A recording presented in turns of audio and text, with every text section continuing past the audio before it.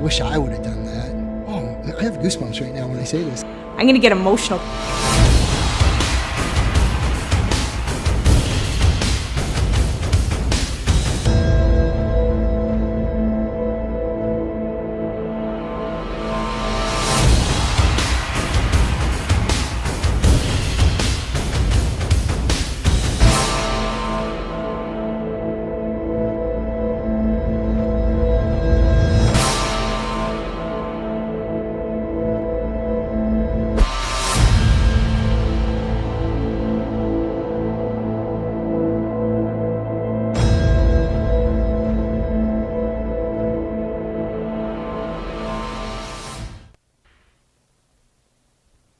All right, good evening, everyone. Welcome to Lambton College's annual Parent Night.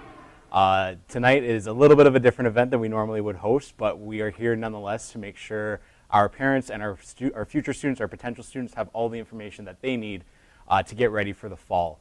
So my name is Sean Fowler. I am the Enrollment Initiatives Coordinator for the college, and I'll be the host tonight to kind of walk you through, introduce you to some of our service representatives, and really allow you the opportunity to ask some questions and really get all the information that you're looking for either your son or daughter, or if you're looking at programs yourself, just to make sure you have all the information that you need. So first and foremost, I am joined tonight with Sandy Bolt, who is our Manager of College Access Programs for Lambton. So she is here to provide a little bit of an overview in terms of what she does at the college, as well as she is a mother of one of our recent graduates. So she's going to share her experience, both as a parent and as the Lambton College employee, and she has some really great tips that she's going to share as well. So I guess to kind of get things started, I'll let you introduce yourself and kind of go give a brief overview. Oh, great. Thanks, Sean. So I'm Sandy Bolt, and I'm the Manager of College Access Programs at Lambton College. So I manage the CICE program and also the SCWI program at Lambton College. And love my job, love working here. So, you know, it's really great that my daughter was a graduate here because I have a lot of advice to give parents who are joining us tonight. Thank you for coming, first of all. You know, my daughter started her academic journey at Lambton College during the faculty strike 3.5 years ago. And she finished and graduated during the pandemic. So they had some real highs and lows of their college experience, but you know, her class that graduated were such a resilient bunch that they really showed a lot of strength and fortitude to get through all of the different challenges that they had.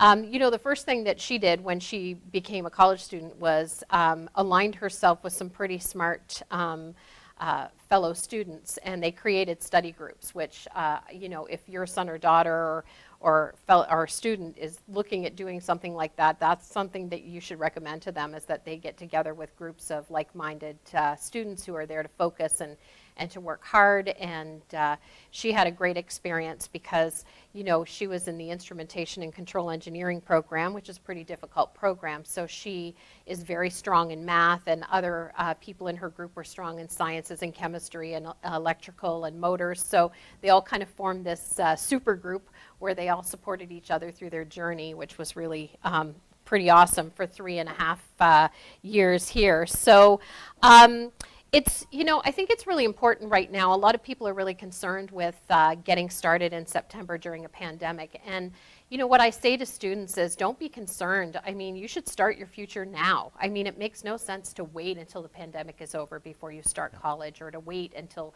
something happens before you start your journey, because then that's just one more delay in starting your life as an adult, right? So I think it's really important to also know that our orientation for our students is a very strong orientation, and we have first day activities where students get to meet their faculty, and they get to meet other students in their programs. They learn all the pertinent information that they need to know to be successful in starting their journey. We have some really amazing and supportive faculty in our programs, so they're always available to students. So I think that's really important, and that's what I learned by watching my daughter go through her journey. And there are so many student services available to students. There's the Indigenous Center, there's Counseling Center, there's testing and accessibility. There's so many different resources available to students while they're here at Lambton College. So, you know, I'm going to talk about some tips that and suggestions as a parent that I'll give to you, but I'll wait until the end of the evening to share that all with you. But now I'd really, speaking of fall and what that's going to look like, I'd like to introduce you to our Dean, Sylvana McDonald. She's the Dean of Health, Community Services, and Creative Design, and she's going to talk a little bit tonight about what you can expect in fall.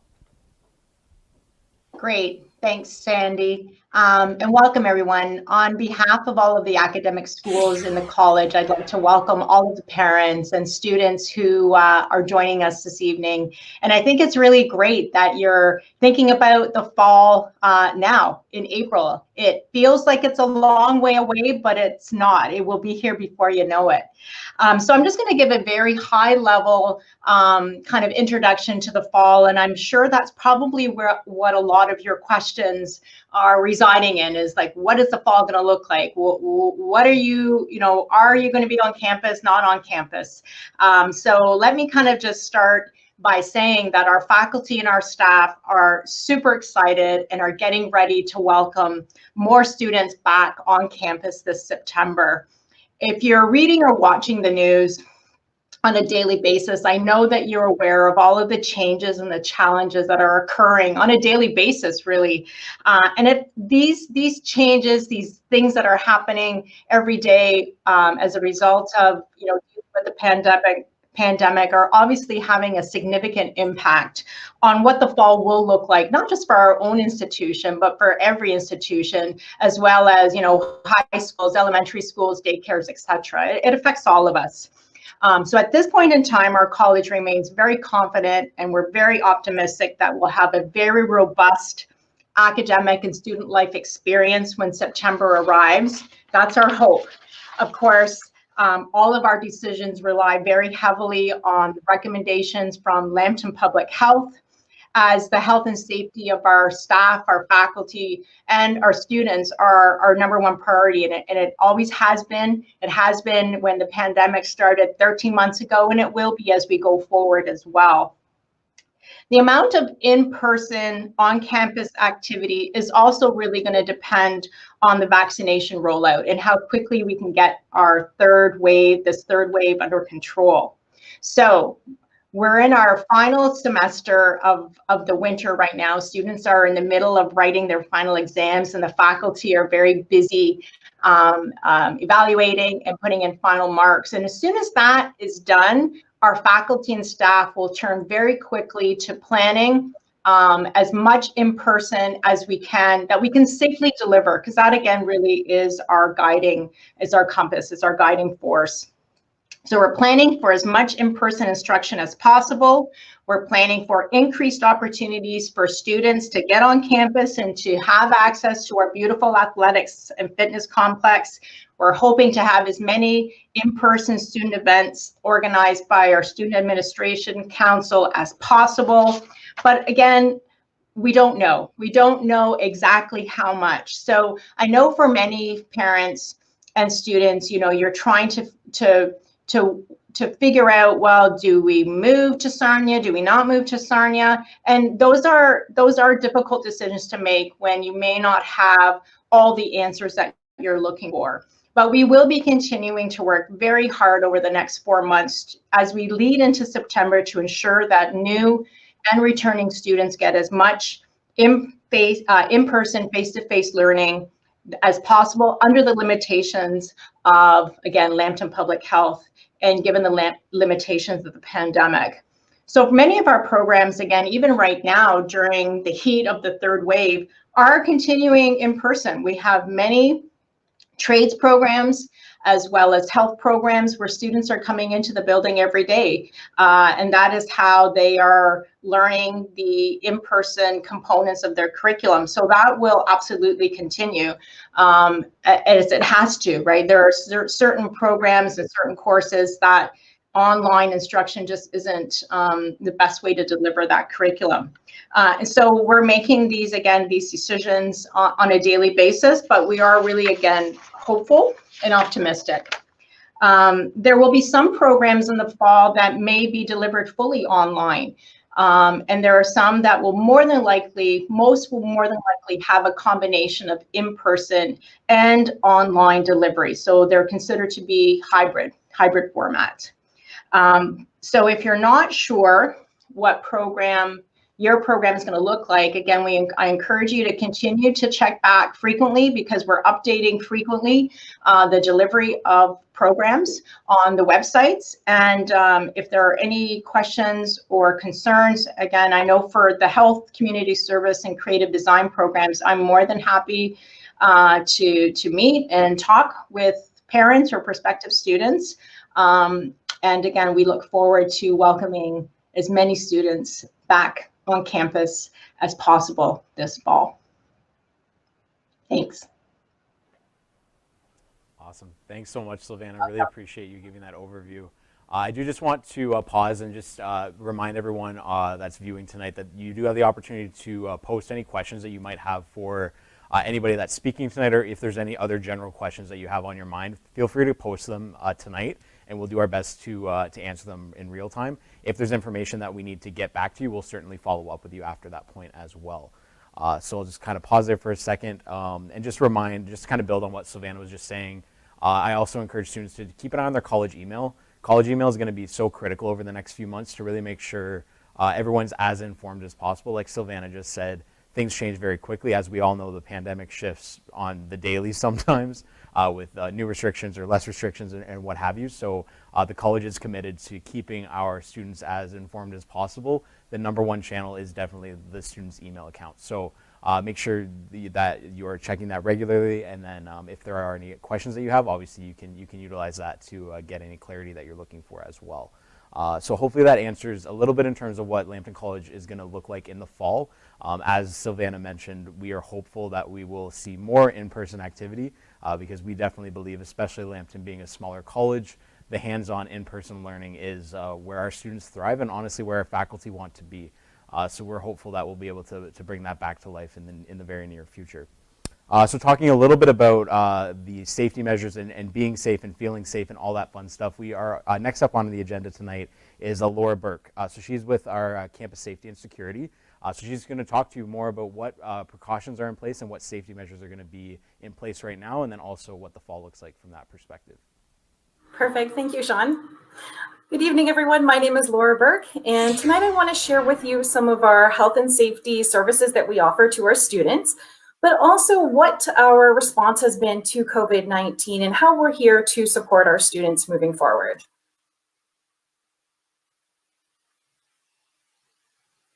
So I'd like to start off with, we are committed to ensuring a safe learning environment for all of our students on campus. So some of the services that we do provide include first aid services. We also have 24-hour on-site security personnel. We have video surveillance, and there's pictured right here to the side is one of our emergency phones that is available on our campus grounds. We also have a really great tool available to our students called the Lambton Safe app, and I would encourage everyone to download this very important tool, and I'll talk a little bit later about that as well. We also provide safe walk services and escorts on campus.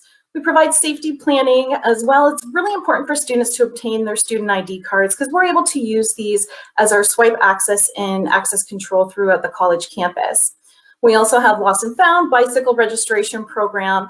And as another wellness initiative, Lambton College is a smoke-free campus. Next slide. So in addition to our health and safety services, the campus has become very prepared to receive students for in-person learning.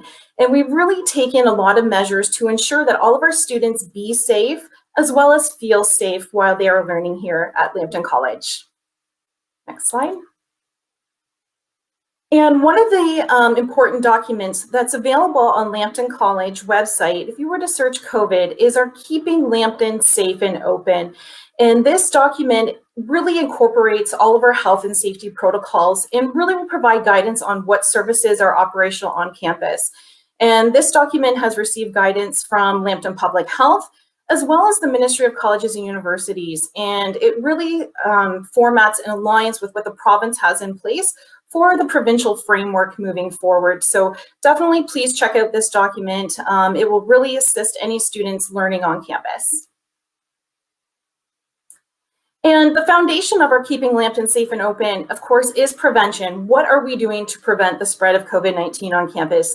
And as you probably are aware, physical distancing, completing self-screening prior to attending any classes, hand washing, hand sanitizing, cleaning and disinfection, and most importantly, wearing a mask, as well as if you cannot maintain physical distancing, that we have personal protective safety equipment available for students should they require it while they are learning. Next slide. Just to go a little bit deeper here, in regards to physical distancing, the college has assessed every single lab shop space, as well as our proctored testing spaces for distancing as well as occupancy. So we're able to take a look at every space and ensure that students can safely come to class and have proper distancing in place. And additionally, we've also included some physical barriers to prevent the spread of COVID-19 as well. Next slide. Like I said, the Lambton Safe app is a great tool to download because not only will it allow you to automatically screen and self-screen for the day, but the the Lambton Safe app also has support services, access to emergency services and contacts on campus, as well as some virtual walk home or safety tools that students can use as well. But our online screening tool is very unique in that when downloaded, you can select the criteria that meets your needs. So this will really support students in making the decision whether they feel well enough to attend class that day. And the screening tool also keeps record and a database so that we're able to provide contact tracing information should Lambton Public Health reach out to us. Next slide. So in addition to our screening, hand hygiene is extremely important. So we have increased signage across the campus. We've also installed additional hand sanitizing stations at our building entrances and corridors. And additionally, we have placed hand sanitizer at all of our labs and service desk spaces. As well, we have enhanced our cleaning and disinfection on campus. So our custodial service have increased the amount of times that they're cleaning high touch surfaces. As well, disinfectant wipes have been placed in all of our labs and shops so that students can clean their workstations and any shared equipment and tools before and after use.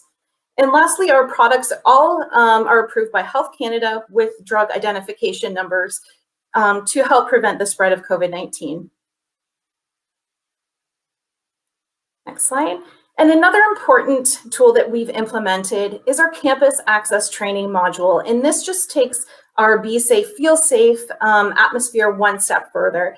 So anyone accessing our campus buildings, so contractors, visitors, students, and employees, all must take the campus access training so that everyone understands and knows what our protocols are on campus. And as Sandy mentioned, it's really important to encourage your students to attend orientation. We will be reviewing our safety protocols at that time as well, because as you know, everything is changing quite regularly, and our safety team is very prepared to update and adjust to the changing needs, and as well as the provincial framework as more information becomes available, and we'll continue to incorporate Lambton Public Health guidance into this decision making as well. So we hope that come fall, your students will feel confident and secure and safe when they are attending for their in-person learning. Thank you. Awesome. Thanks so much, Laura. And I think just a couple things just to kind of add to what you just said. First and foremost, I think the Lambton Safe app is extremely user-friendly. I don't know, Sandy, you and I use it on the regular basis. We had to use it tonight to get into the building, and I think it's super easy to use, and it's it just makes sure everyone is safe and secure and ready to go as soon as you walk in the building. And it's quick and easy to use. I mean, I use it every day to get into the building. So. Yeah. Quick and easy to use, and I can say 100% everything is cleaned very frequently around here. I don't think there's ever been any question. I mean, we're on campus tonight, and it's nice to finally be able to be back on campus after so long being away. So I'm here regularly, so I see the same people cleaning doorknobs 20 times a day. So I mean, people are just doing such a great job. Yeah, no, absolutely. And again, it's to the be safe, the feel safe. We want students to feel safe. We know they will be safe. We're fully confident in that. And again, the more we can do to keep the college open and to keep our in-person classes happening, that's what we want to be able to do. So we definitely are looking forward to that.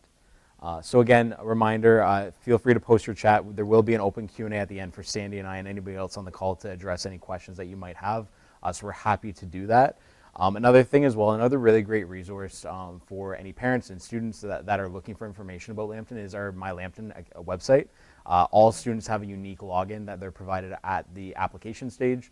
So they'll have a C0 number and a password, so you can go on there, access a variety of information. Basically anything you're looking for, any question that you have, the answer is probably on My Lambton somewhere. You might have to look a little bit, but it's definitely going to be there in some capacity. So make sure you check My Lambton on a regular basis. To kind of go on to the next stage in the game, or the next piece of the puzzle, is definitely our admissions team and our financial aid services. So at this point, most of our students have put an application in.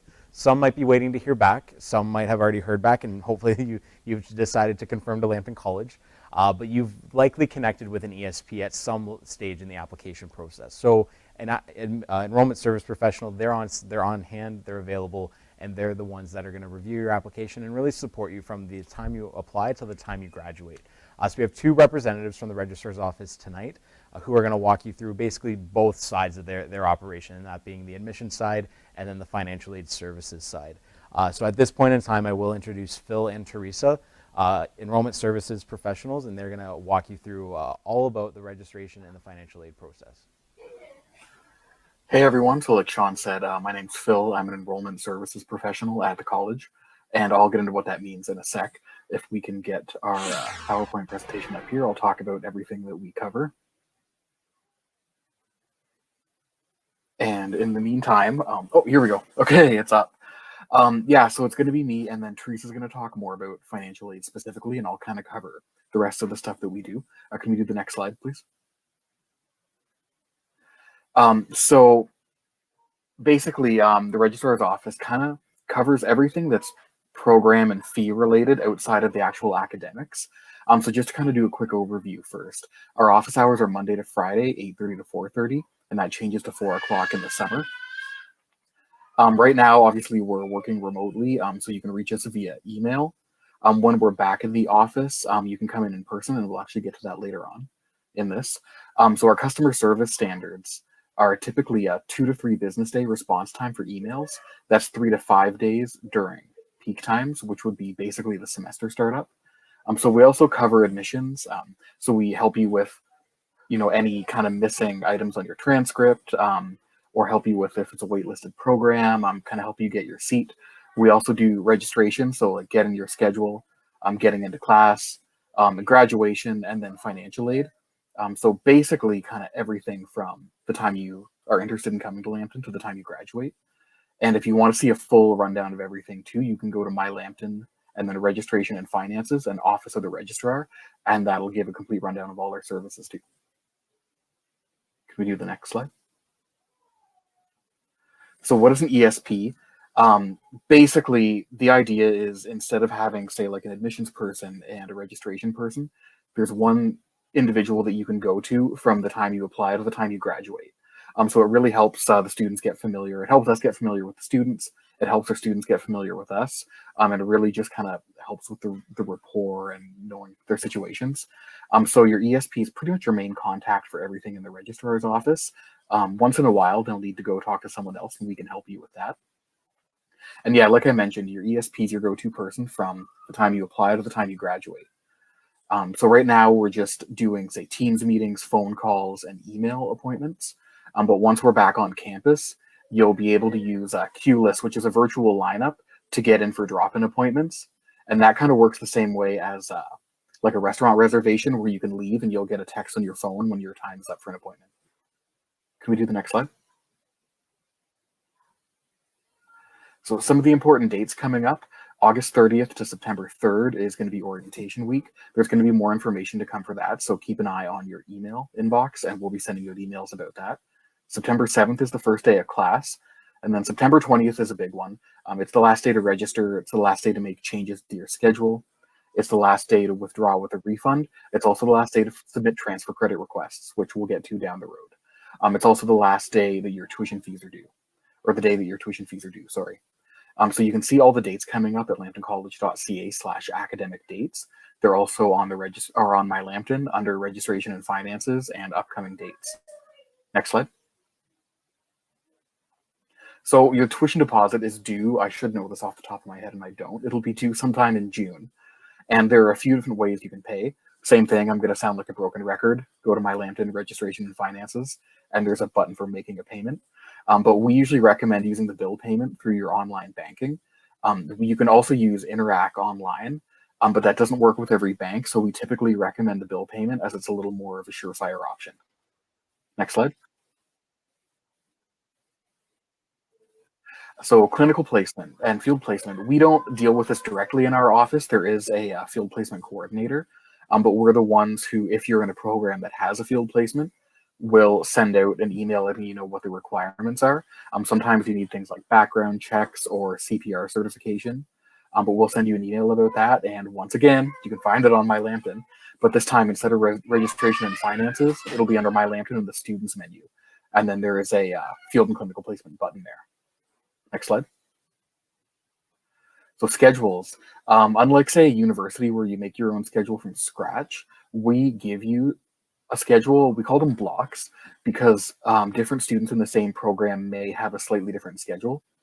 So for example, you know, one class might have like math in the morning and chemistry in the afternoon, and there might be another block which has chem in the morning and math in the afternoon. But basically, we'll give you your schedule totally completed aside from something like electives, and you'll get that after you pay your tuition deposit. And right below that, your schedule is attached to your fees. So you do have to pay your deposit to be able to get your schedule. And then most programs have general electives. It'll be on your program map. We send out email reminders, but it's always a good idea to check your program map just to make sure nothing got missed. And if you do have to take an elective, that's the one thing you have to add yourself. Electives are posted on My Lambton, like everything else, under registration and finances and general education electives. Next slide. Okay, so transfer credits. I mentioned this earlier. So if you've already taken college or university courses, you can submit a transfer credit request to get advanced standing for a Lambton course. There's an application online on My Lambton, registration and finances. And the documentation that's required for that is a course outline and a syllabus that has to be detailed. So it has to have things like the evaluation methods, an overview of the course material. It also has to have the school's logo on it in some way. You also have to have a copy of your transcript, which doesn't have to be official. And one other thing I want to mention too that's not on the slide, but if you've completed a program at another college or university in Ontario, you can get sort of like a bulk advanced standing for 3 general electives. That's a much simpler process than actually applying for a specific course for advanced standing. So if you've graduated from a program in the past, let your ESP know because it is a quicker way to get those approved. Next slide. Okay, enrollment verification letters. A lot of people ask about these. Once your pre-registration basically is set up, which would mean once your fees are available on My Lambton and you can see how much tuition you owe, you can access an enrollment verification letter, which is just confirming that you are set up to enroll for the next semester. And you can find that on My Lambton under registration and finances and enrollment verification. Next slide. So health insurance. Every student gets health insurance by default. This was kind of set up with the student council or student administrative council through We Speak Student. They're the coverage provider. So every student gets health insurance by default. And if you have existing health insurance, you can opt out. Or if you want to opt in your family members, you can do that too. The opt-in and opt-out period is a little bit fluid from year to year. So we'll send out a ton of email reminders about this when the time comes. But typically it'll the opt-in and opt-out period will open up in early September and end in late September, kind of around the registration deadline, but not always that day exactly. So like I said, we'll send a lot of reminders about that. You opt out through We Speak Student, and we give you all the steps to do that in the email. So like I kind of mentioned earlier, the best way to reach us right now is through email. You can call, but we will typically that will create a ticket, and then we'll either call or email you back. Like I said, in person, you'll be able, when we're back in person, you'll be able to come in and meet with us in the office. But as of right now, we're strictly working remotely. And if you're not sure who your ESP is, you'll get an email from us if you haven't already, giving a kind of rundown of what an ESP does, pretty much everything we covered now. And your ESP should be listed in that email, but you can also find them on My Lambton. If you go to My Lambton Registration and Finances, the office of the registrar, and then down at the very bottom left, there's a contact button. If you go there, you can choose your program from a dropdown, and it'll tell you who your ESP is. And one other note too is to start checking your My Lambton email after once you're registered and after the registration deadline's up. Because of our student privacy policy, we send all communication to your My Lambton email address. Next slide. And I think that's it for me, so I'm going to pass it over to Teresa.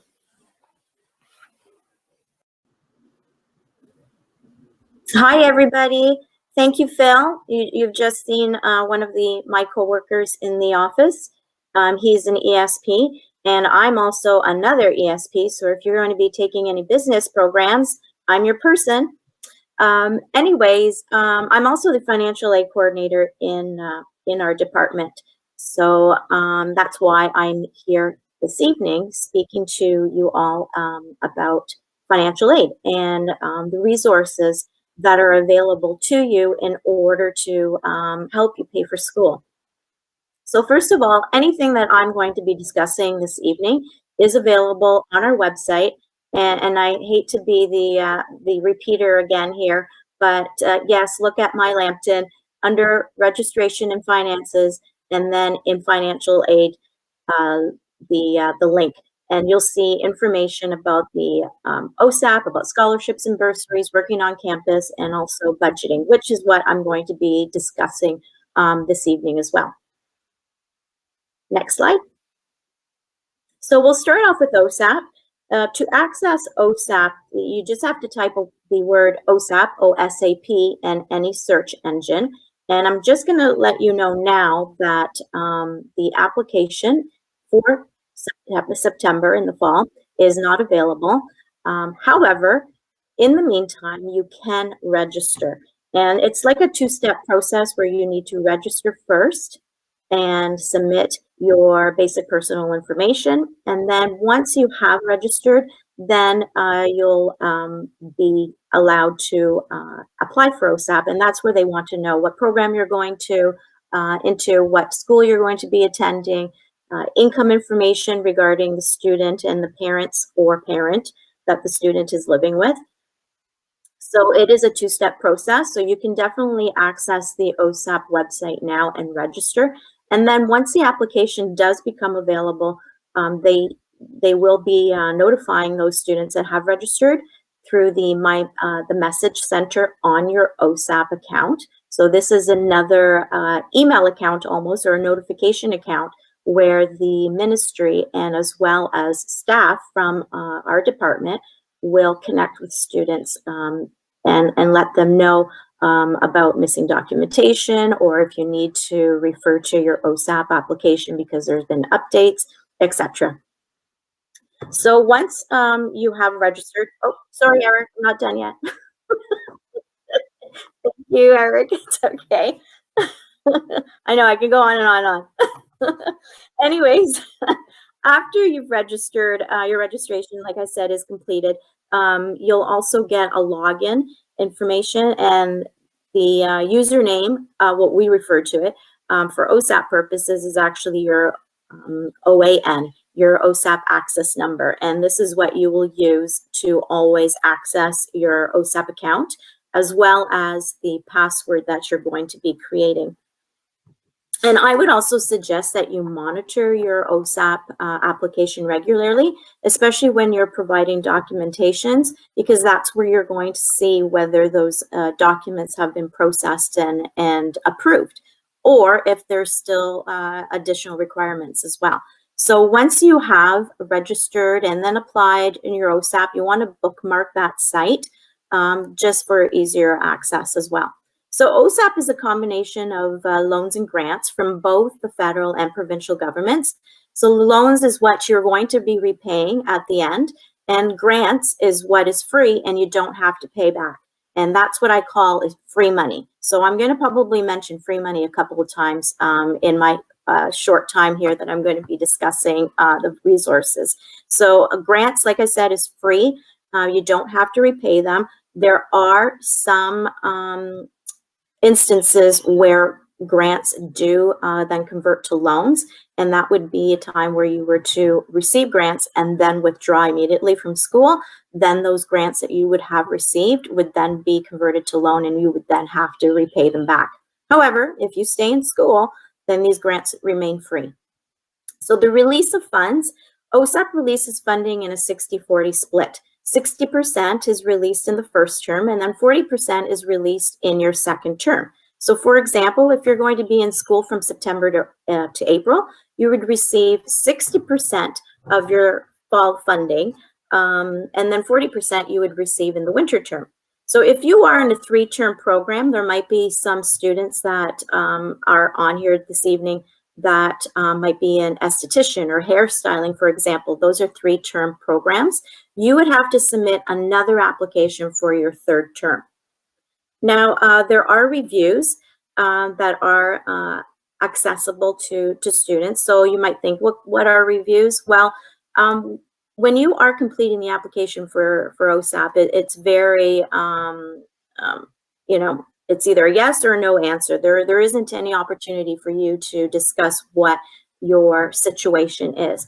So in order to explain these situations, then, or if you have an exceptional circumstance, connect with your ESP. And that's, Phil has mentioned what an ESP does. So, you know, connect with your ESP early on, and that way with them, you can discuss if there are opportunities for reviews. And incidentally, I'm the one that actually looks after all the reviews for all programs. So it doesn't matter, you'll have me in the end anyway. So hello again to everybody. But anyways, having a review, and if you are approved for a review, could lead to potentially to receiving additional funding as well. Now, once you are done school, unfortunately, yes, you have to repay your loan, but that's a good thing, because you know you can work on getting a good credit rating by repaying your OSAP on time. So once you are no longer a student, you'll be giving a 6-month grace period where you don't have to provide any payments at all. However, interest still accrues during this time. And the National Student Loans will provide you with repayment information that is found on your National Student Loan online account. And you're probably thinking, who in the heck are National Student Loans? Well, think of them as a bank on behalf of the ministry. They're the ones that are going to be releasing money to you and to the schools to pay for your tuition and fees. And then they're also the ones that are going to be receiving your payment when it's time for you to start making those payments back. So the information that will be provided to you would include your loan amount, what your monthly payment would be, the date that the payment is due, and also you can still make payments during the 6-month grace period. You don't have to wait until the grace period is over before you can start making payments back. And if you find yourself in a financial hardship, you may apply to the Repayment Assistance Plan program. So this is a program where potentially you could get an additional 6 months where you don't have to repay. They could minimize your payments that better suit your financial situation at that time. But the key is that you have to make this application and submit it before the next payment is due. Okay, next. So here's some more free money. So yes, Lambton College each year gives away approximately about $1 million of scholarships and bursaries, which we call free money, because you don't have to pay anybody back this money, which is a good thing. And there's a huge list of awards available to the Lambton College students, available again through My Lambton, registration and finances, and then you select scholarships and bursaries. Now, if you were to look on at the list today, you might be noticing that the list is considerably shorter than it would be, say, mid-August, and that's because a lot of times Colleen, who does our oversees our scholarships and bursaries, she may remove the applications when they become past due. So I would say wait until mid-August before you start looking at the applications for the scholarships and bursaries. So you also want to look at other places of employment, your place of employment. If you work at larger organizations like Tim Hortons, McDonald's, I know that they have scholarships available for their employees. You might want to look at where your parents or even your grandparents had worked. They might have scholarships available for you as a dependent, which is a student. And even look at your banks and credit unions too, because they have scholarships available for their customers. And also, I would recommend that you just go onto Google or whatever search engine you're using and just type in Scholarships Canada or Ontario, and they'll provide you with a list of organizations that would also have scholarships and bursaries available to all students across either Canada or even Ontario. Next. So in addition to the resources in our department, there are resources available to students across our school and community as well. Sandy Bolt has mentioned that as well earlier about the Indigenous Center, the Counseling Accessibility Center. We offer free tutoring, and there's also a student food bank as well for students that find themselves in need. And then also within our community, Sarnia Lambton, we have wonderful organizations that care about our students and our people that live here. And that would be you if you move here to Sarnia, beautiful Sarnia. So places like the Inn of Good Shepherd, the Salvation Army, St. Vincent de Paul, they have things and resources there available to assist students whenever you find yourself in need. Next.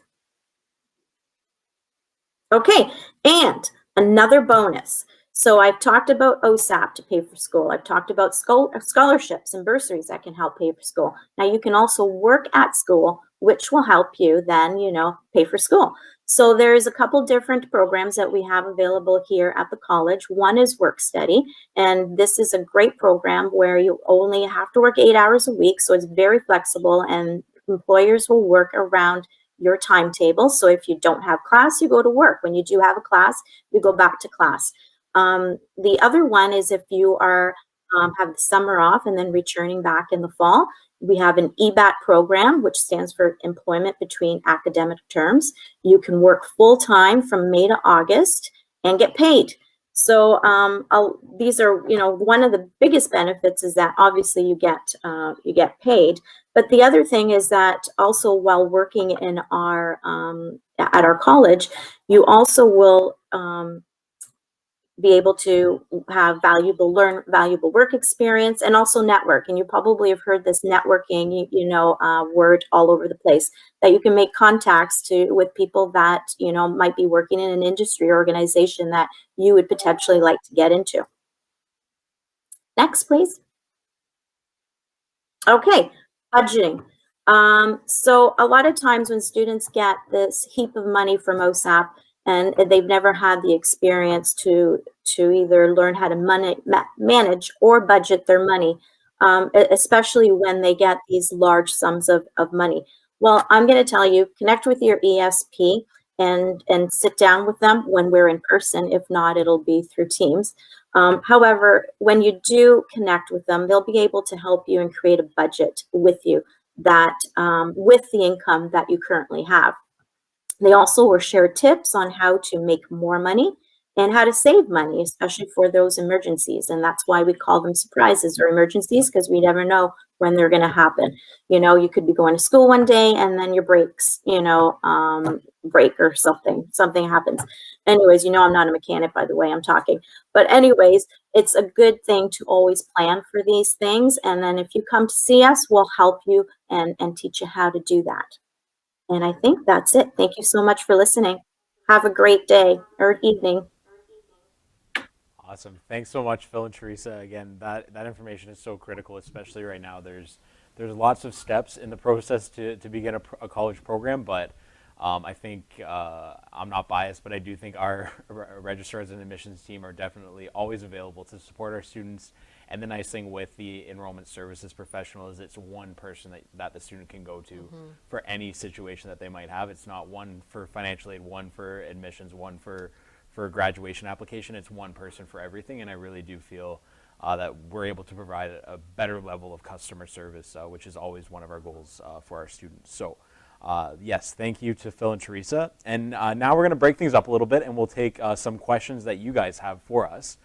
So Sandy, myself, and everyone else on the call are going to do our best to answer those questions. If we don't have the information or the answer to provide right tonight, I will follow up with you after the event and make sure you get the information that you're looking for. So let's go ahead and pull up the first question, and we'll see what we're looking at. Will someone be talking about plans for what the residence looks like? Yes, absolutely. Actually, our next speaker is going to be Greg Lee, who is our manager of student housing. So he's going to talk to you a little bit about what residence life will look like in September and past that point, for sure. Okay. For residents, it's still going to be double occupancy. So another residence question. Greg, you're going to have a lot of great attentive people during your session, which I'm looking forward to.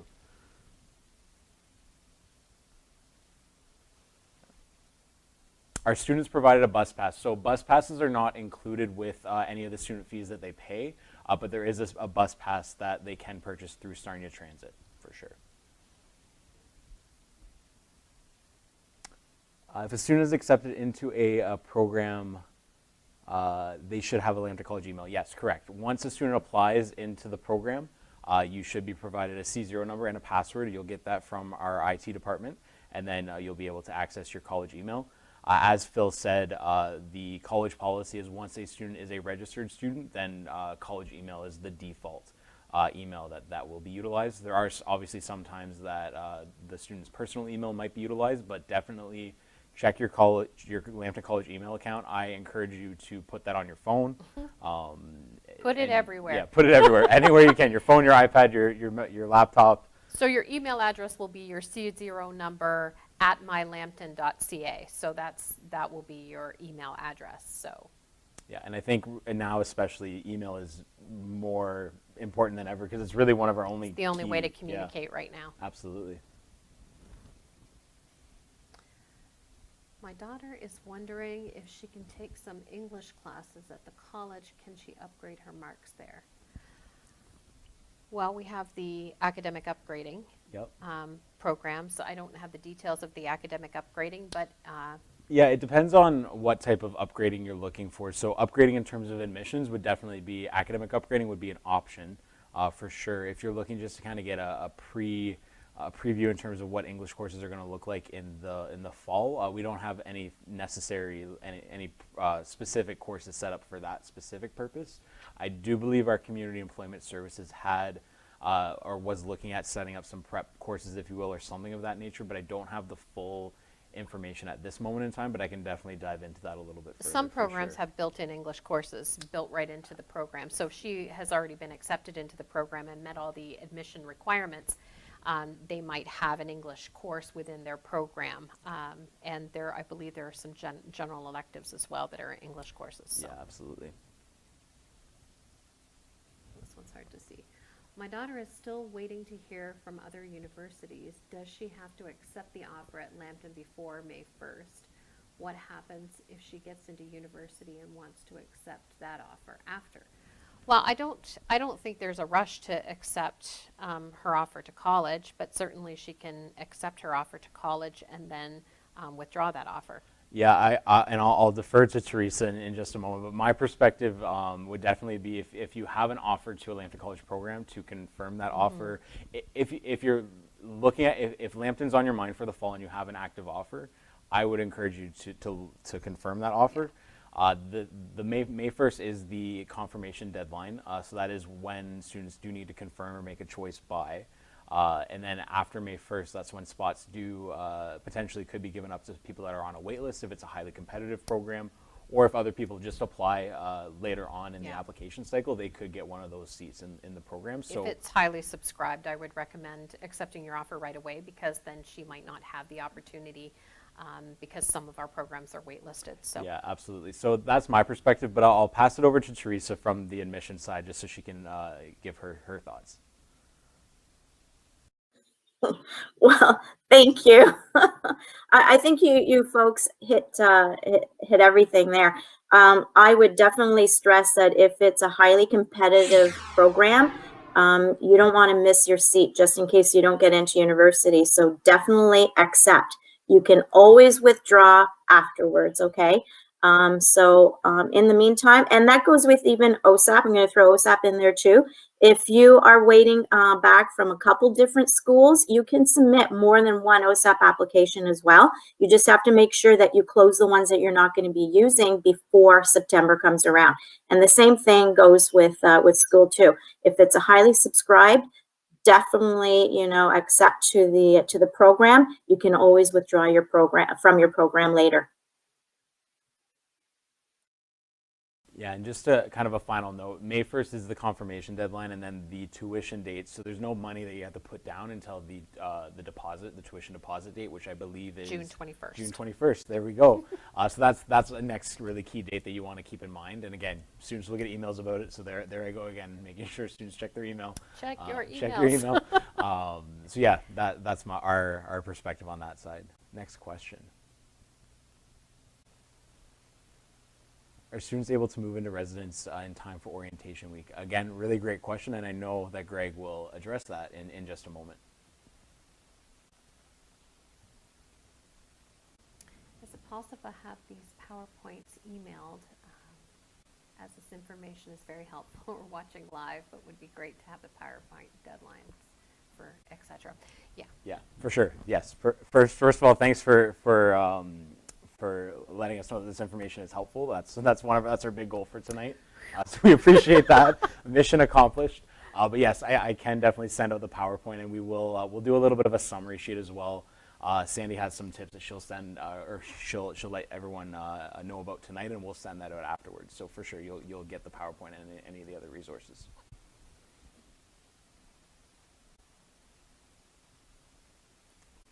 Okay. When will students find out if the program will be hybrid in the fall? With having to stay on residence, if most food places are not open, then why is a meal plan mandatory? I think that's going to be another Greg Lee kind of answer. So Greg can answer all the meal plan and residence questions when he does his presentation. So yeah, we'll absolutely. defer to Greg. Yeah. And I think the other thing with that is, again, for the fall plan, our website will be updated as quickly as it can be as we get information. So keep an eye on that. Every program is going to be a little bit unique in terms of what it looks like. Whether some programs will be a little bit more online, some will be a little bit more on campus. It'll be very program specific, but the way we're designing that hybrid or on campus or whatever the delivery is to really best suit the student. Absolutely, and when you think about this year and what we've done this year, through all of COVID, we've had students on campus. We have had theory online and labs in class, or labs in labs, I guess I could say. So we have done a really great job of offering hybrid opportunities for students. So, the plan is to do the same in September on maybe even a bigger scale. So thanks for that question. Absolutely. If students have accepted Lambton on the Ontario College's website, should they also be getting confirmation from Lambton that the acceptance has been received?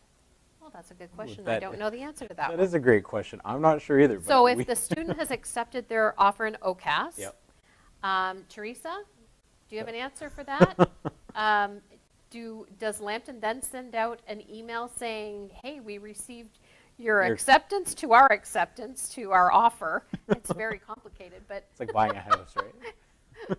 I wonder how far back and forth we have to go with that. Your microphone's off. Happens all the time. It wouldn't be an event if somebody didn't. There's always one person that does that, right? And it's me. Yeah. Always me. Yes, we do go back and forth a few times with the the confirmation and this and that. But right now, and I think Phil can answer this because he's worked in that communication role with OCAS. I believe that if they were to confirm now, the status does not update. Is that correct, Phil? So I'm going to turn this over to Phil. Hey, so a good question. So as of right now, I believe you don't get an email when you confirm, but you should be able to see that status on WebAdvisor. If you go to check your admission status, I don't remember off the top of my head because we don't have full access to the students' end of WebAdvisor. I don't remember if it gives you a code or if it gives you like a word status, but the code will either be like CUC or CCC, which would be confirmed, or it'll say confirmed. You should be able to check on WebAdvisor, and I believe those we do send this is terrible. We send a confirmation email, but I believe that doesn't start happening until after the May 1st confirmation deadline. I think my best tip for that scenario is to keep an eye on your OCAS account, obviously where you have to fill out your college application. That's where the student can go and see any status that they have for any college application, whether it be their first program, second program, or even years down the road if they're looking at postgrads and whatnot. So keep an eye on your OCAS account until you get the official emails from Lambton. But definitely once you confirm the offer to a program, Lambton would be the pretty much obviously the only college that would be sending you communications, and it would be kind of a mix between your primary email, meaning your home email, and then your college email, followed by full college email once you're a registered student. Yeah. My son has not received his email address. and he's accepted an offer to CPET. So he won't actually receive his email address. Usually once they get accepted into the program, they'll get, they have access to, or when they've applied to the program, they have access to their C number and their password. So with that C number and password, he can log into his My Lambton account and access his email through that.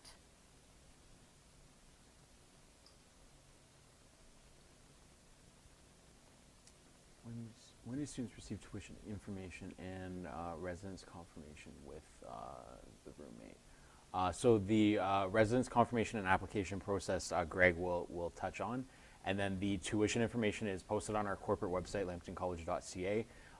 It will also be in any of the paperwork or any of the documentation that's provided once the student applies and confirms and registers into a program. So they'll be able to plan around that for sure. Yeah, we can do a couple more. Does your child get to connect with the roommate before move-in? Again, that's going to be Greg Lee. Greg, you want to write that one down so you can answer that? We can bring them back up if you need a reminder.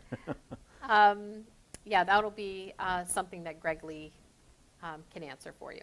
Yeah, the roommate questions and situation is going to be an interesting one for the fall. Yeah. It could be double occupancy, single occupancy, but Greg will have all the answers That's for right. us.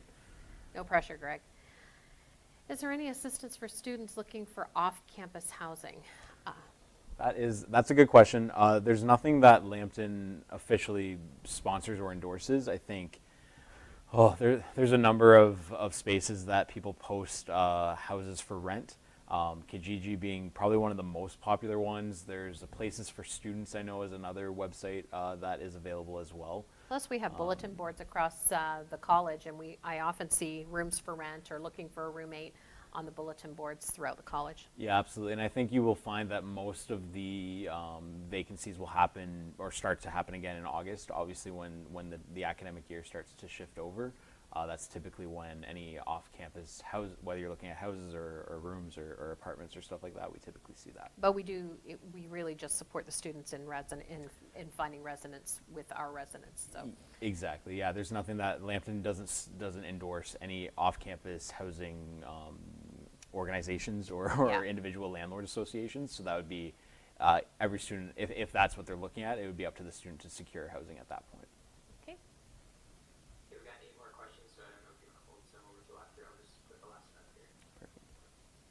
What supports do you have for first-year students to help them adjust to college life?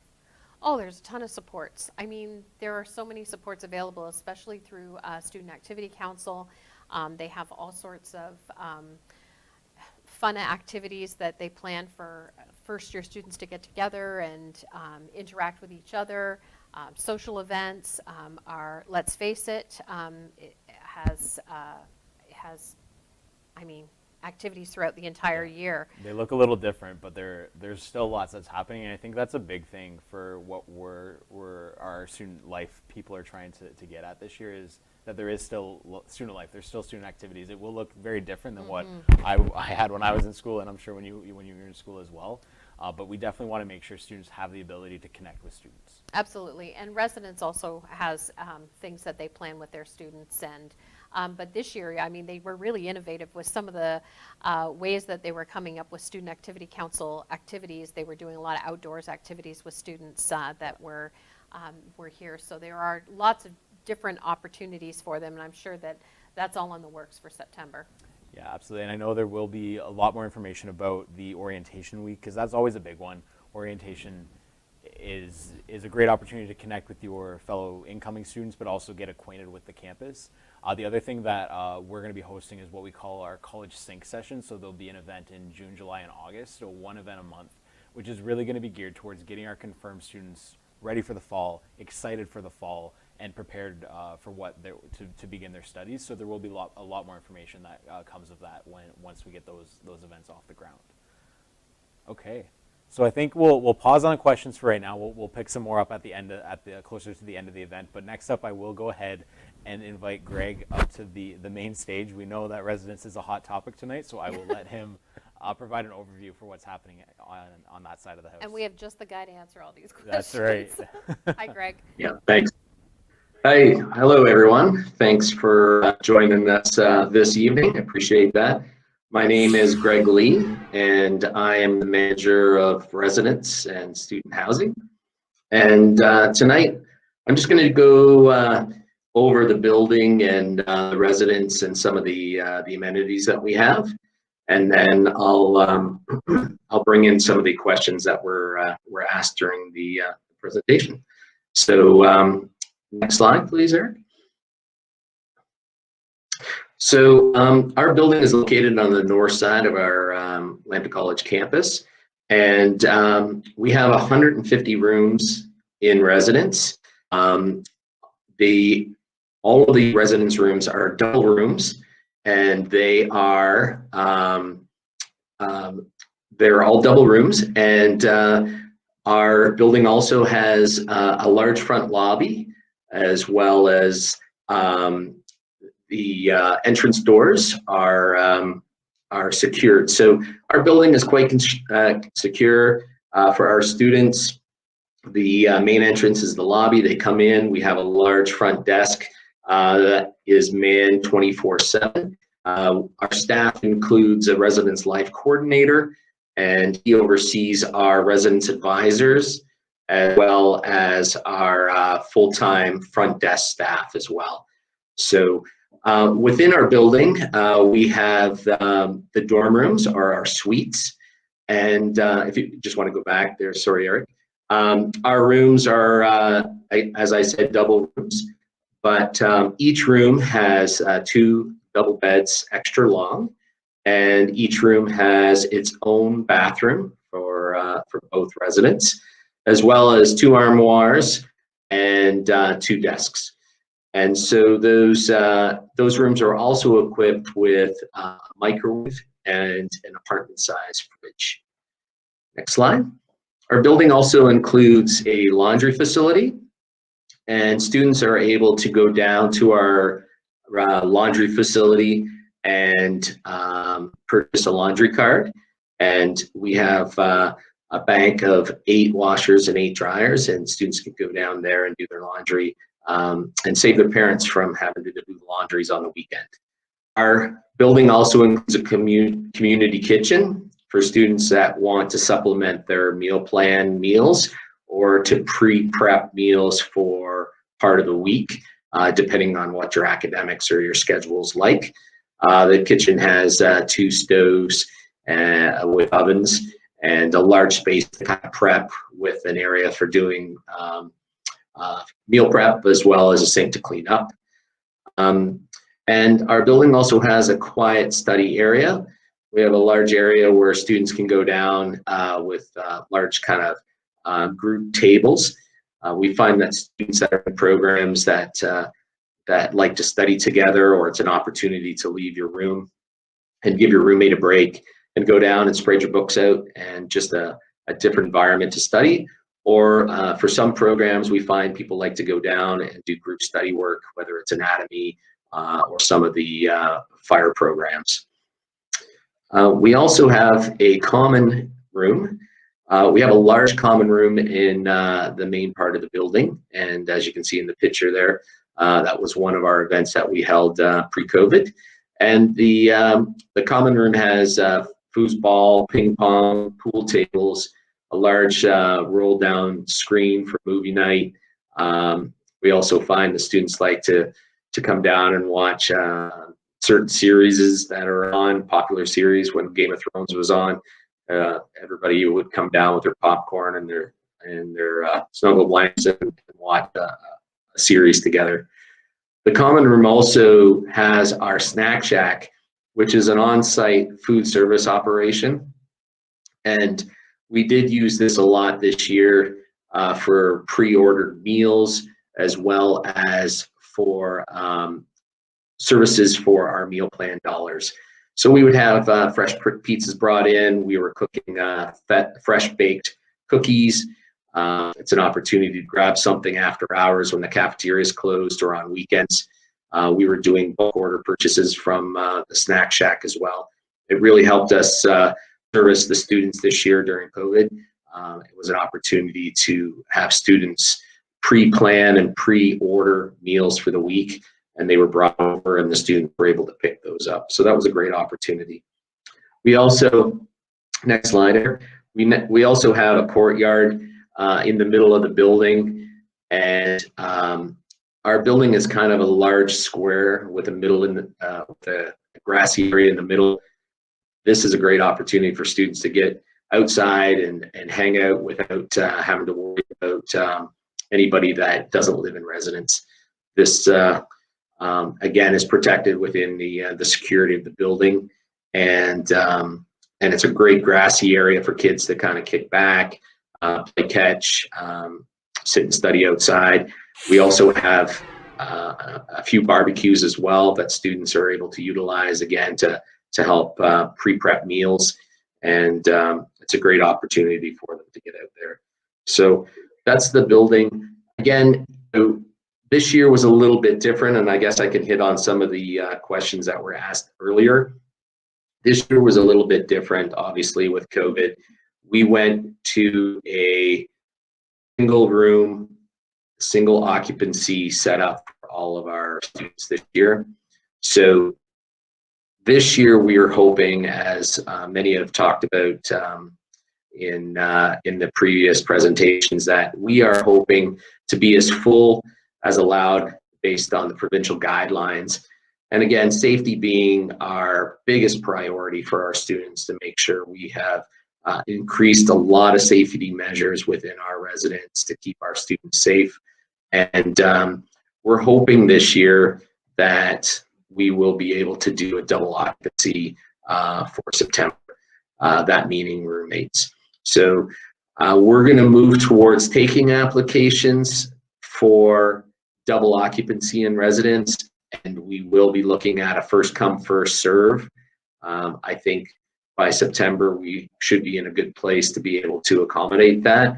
And we will be using the financial deadlines and the application fee trigger points with determining single occupancy. There was a couple of questions. Again, move-in. Move-in is normally on Labor Day weekend. Pre-COVID, we would have one single day for move-in, and we would organize with parents and students to meet with them to make sure that all their room passes and keys are cut and their packages are set up. The students would come and pick up their information, and we would assist the students. The residence advisors would set up and assist the students on move-in. This year with COVID, we did a longer move-in period. We spread it over 3 or 4 days, and we utilized all access points other than the lobby to create a better flow for students and to isolate students moving into residence to a more a single-digit operation. So we have multiple. There's about 6 access points for our building that wrap around the perimeter of our building.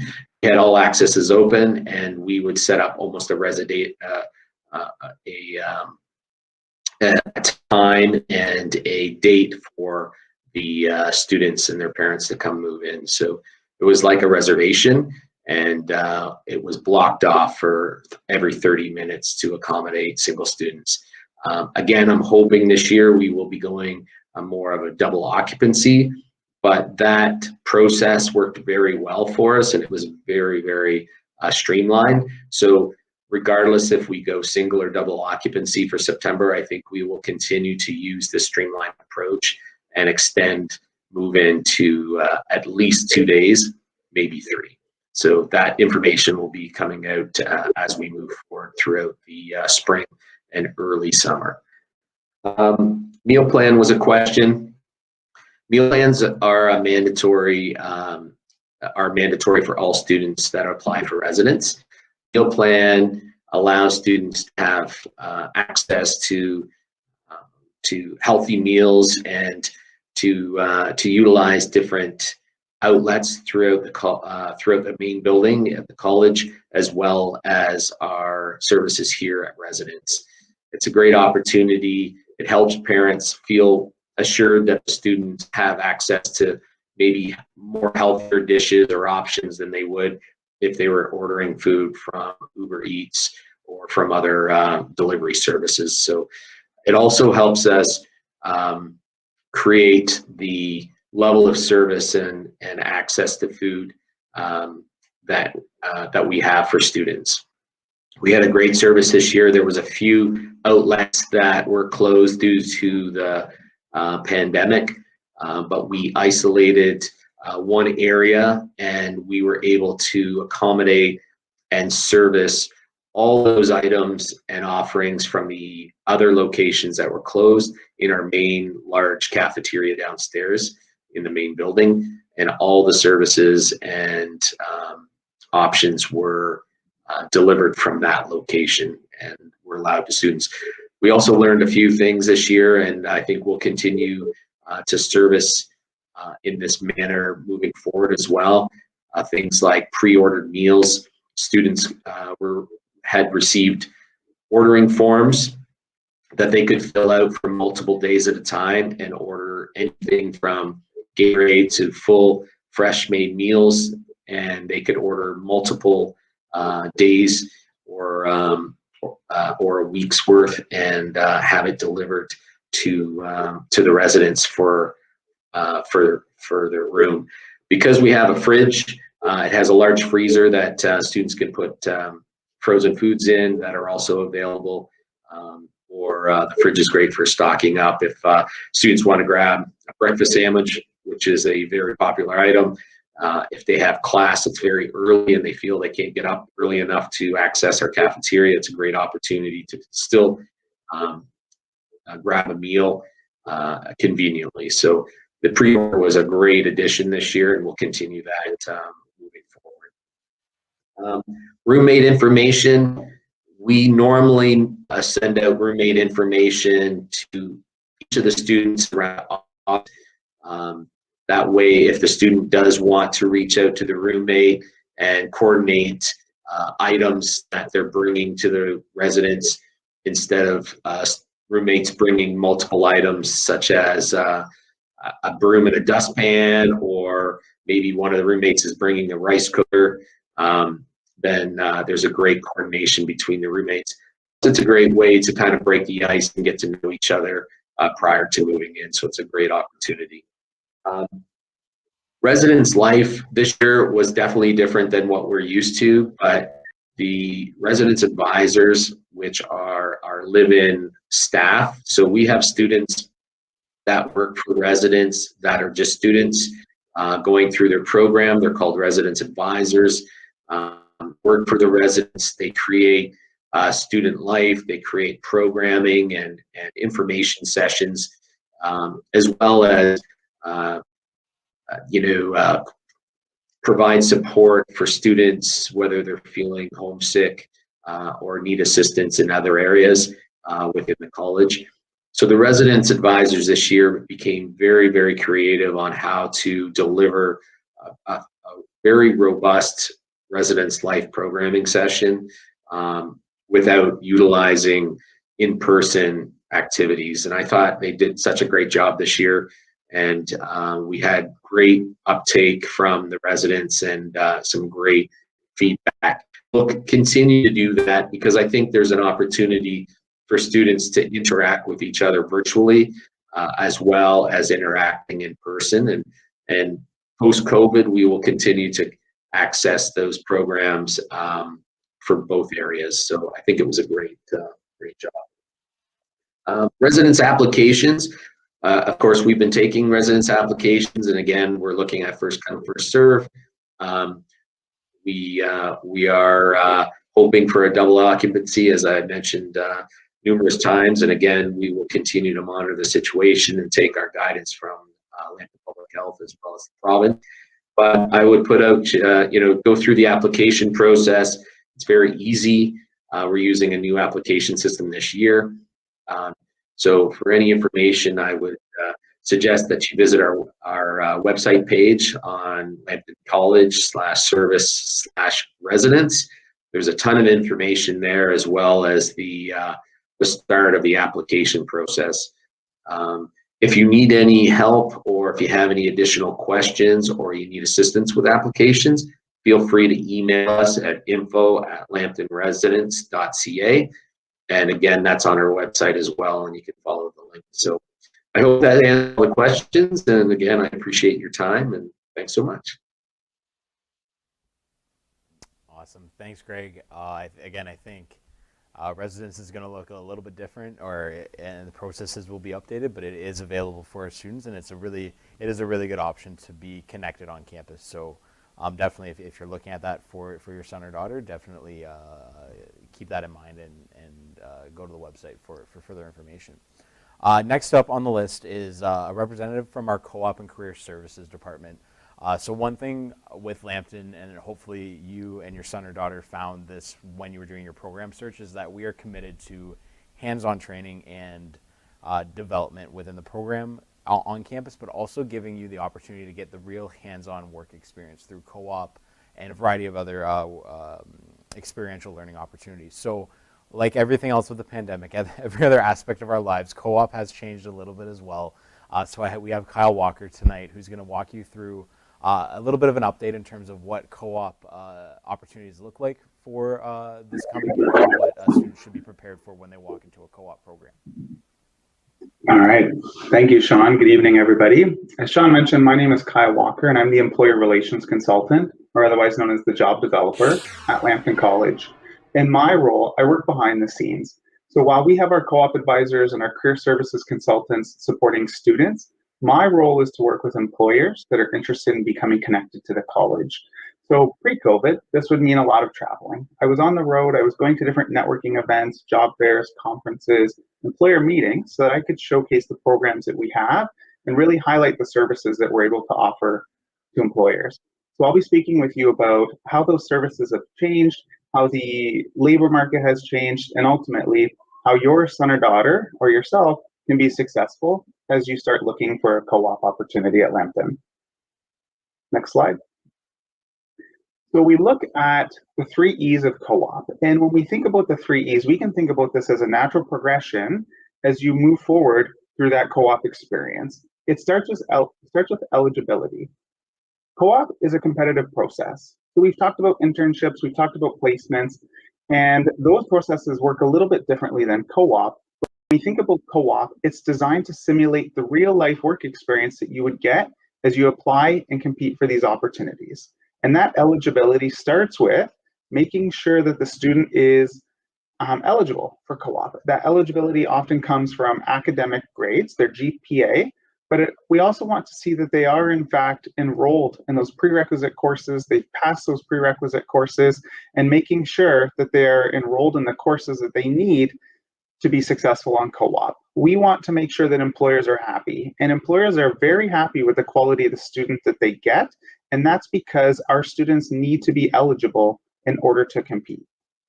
Then we start with engagement. And throughout the recruitment period, which is the term that comes before the co-op term starts, the students will have the opportunity to get to know their co-op advisor. So they need to be engaged. When we look at what that looks like, our co-op advisors offer a wide variety of services. They host independent meetings where students can learn about their resumes, their cover letters. They can go over interview skills and participate in a mock interview. We also help them with job search. And even though my role is not to directly connect with students, I often do guest appearances where I will share the very specific strategies that I use as I am networking and looking for opportunities for these students. We also host different workshops and networking events with students so that they can brainstorm with each other. They can join themselves in sessions and they can learn about various topics related to their job search and working here in Canada. When we're looking at engagement, we also look at opportunities and making sure that they are engaged in that job search process. Because it is competitive, the students are competing against other students to find opportunities. And while I am bringing back opportunities for these students, I am posting opportunities that come from my networking. If students want to stand out, they should be doing their own job search and they should be doing their own networking as well. This is where it comes from, that statement that it's not what we know and it's who we know. And those students that are out, they're networking, they're building relationships, they are connecting with the employers that their parents might work for or somebody that they know in the community. These are the students that are going to be most successful as they start looking for their co-op. That ultimately leads to employment. So when we look at eligibility, we look at how engaged the student is. If they have a strong GPA, if they're engaged in that recruitment process, they're actively applying to positions, they're meeting with their co-op advisor, they're doing everything that they need to do to secure co-op, they will likely end being employed. So again, we treat this just as we would a regular job search process, in that we know that it takes work to be considered for employment, and we know that there are some things that we need to do to get started. Again, your resume, your cover letter, understanding the labor market, understanding what it is that you want to do. These are all strategies that we help the students with so that we can help them gain co-op or employment. Next slide. So how has COVID impacted the labor market? This is a question that gets brought up quite often. It's a question that parents are concerned about, students are concerned about, and employers are concerned about. However, when we look at the statistics, it's not actually as bad as we think. We can see here briefly, the unemployment rate in Ontario was actually less than it was now than it was when COVID first hit in March 2020. This is because last year, this time, people were trying to figure out what was happening. We needed to make accommodations. We needed to find ways to reduce the number of people in our workplace. We needed to figure out what those next steps look like.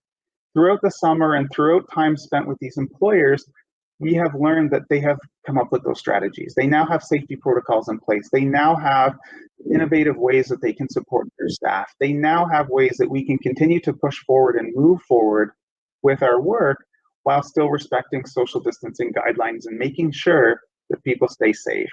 This comes from innovation, and this comes from ways that we can support employers and ways that we can support our students so that we can maximize the number of students with employers so that people gain the experience that they need to do so that they can succeed. This means, in part, providing virtual services. So our services, of course, have been disrupted in that we're no longer able to provide in-person services. We don't want students gathering in classrooms where they can be, networking and being within close distance, but we are continuing to provide those services virtually. Our co-op advisors have virtual appointment times. We host virtual workshops. We do virtual networking sessions, and we are always bringing employers on campus so that they can speak with students virtually.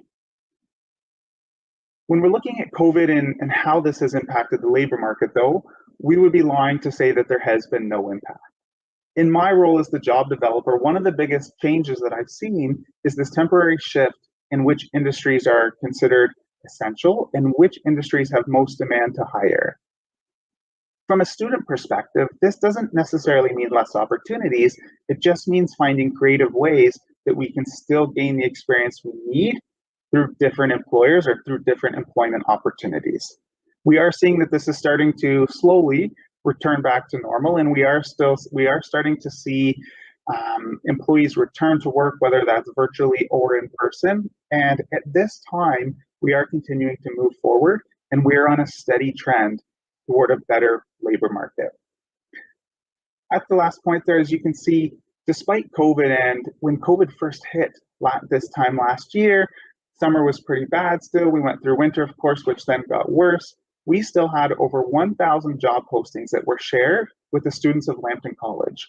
This includes co-op opportunities, it includes part-time opportunities, summer employment, and then of course, graduate opportunities. So I've talked about co-op and what that looks like from a student perspective, but our department also supports students that are looking for employment. Whether you're looking to supplement your OSAP or the funds that you have during study time, we can help you with part-time employment. We can help you to find those contract positions or something to help keep you busy and keep you employed over the summer. We also work with a wide variety of employers that are looking to hire graduates. We have a very high graduate success rate coming from Lambton College, and that is because of the quality of the student that we're able to provide during that co-op term. So employers are very happy with using our services, and we support employers throughout the way. Next slide. How to be successful. The biggest way that you can be successful as a student is to be engaged. I often tell people that how successful you are depends on how engaged you are. And we think about this again like a normal job search, and that if you have a resume that you're happy with, if you have a cover letter that's effective, if you're networking, you're spending time understanding the labor market around you, you are going to maximize your success as you start looking for part-time employment or graduate employment or co-op opportunities. And our team is here to help you. You can connect with a co-op advisor very early in your studies, and you can learn about what that recruitment term looks like. You can connect with our career services consultants who are available to help you with your resume, your cover letter, and provide a wide variety of different resources as you start looking for employment.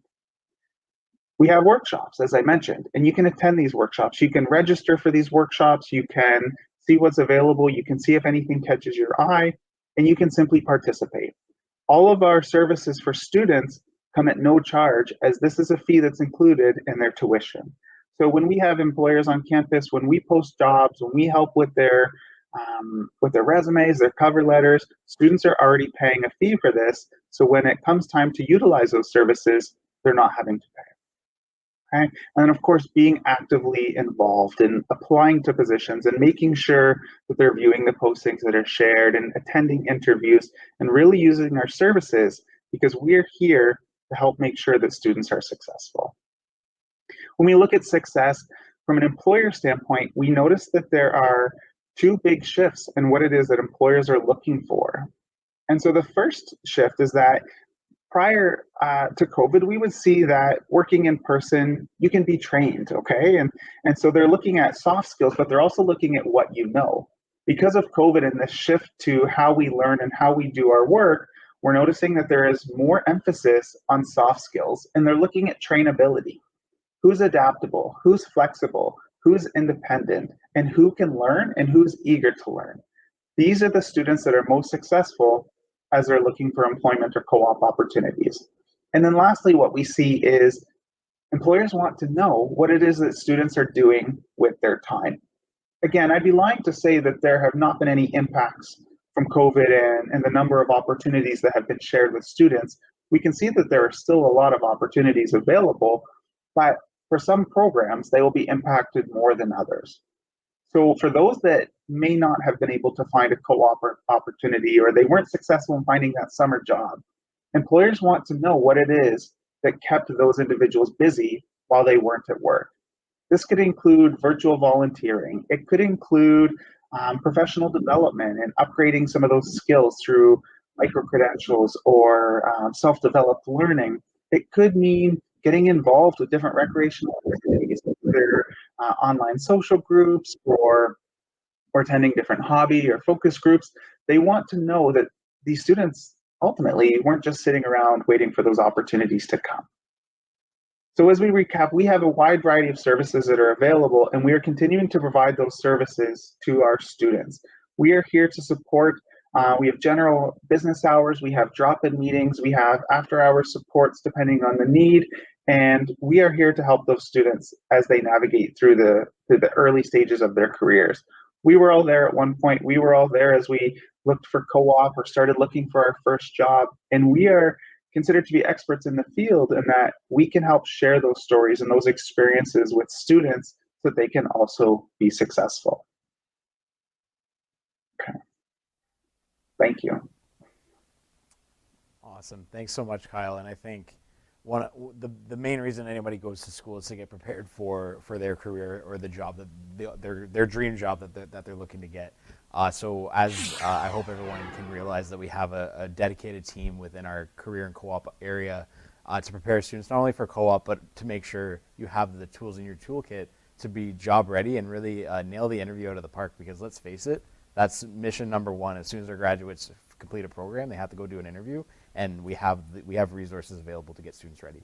Absolutely. And what I really like about co-op as well is not only do they help the students prepare for their opportunities for co-op or for their field placements, but the co-op people are really celebrating with the students when they get that, co-op that every student wanted. So I know when my daughter went through the instrumentation program, she got several offers, and they celebrated with her.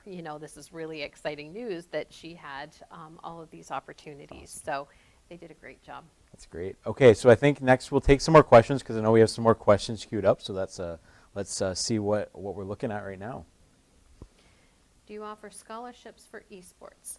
So what we can tell you is if you go onto our Lambton College website, the My Lambton website, they have a list of scholarships and bursaries. And the great thing about how they're listed is it tells you what programs are eligible for those scholarships. So once you have your C number and your password to log into My Lambton, you can access a scholarship and bursary page, and it's quite detailed as to what scholarships are available to what programs. Yeah.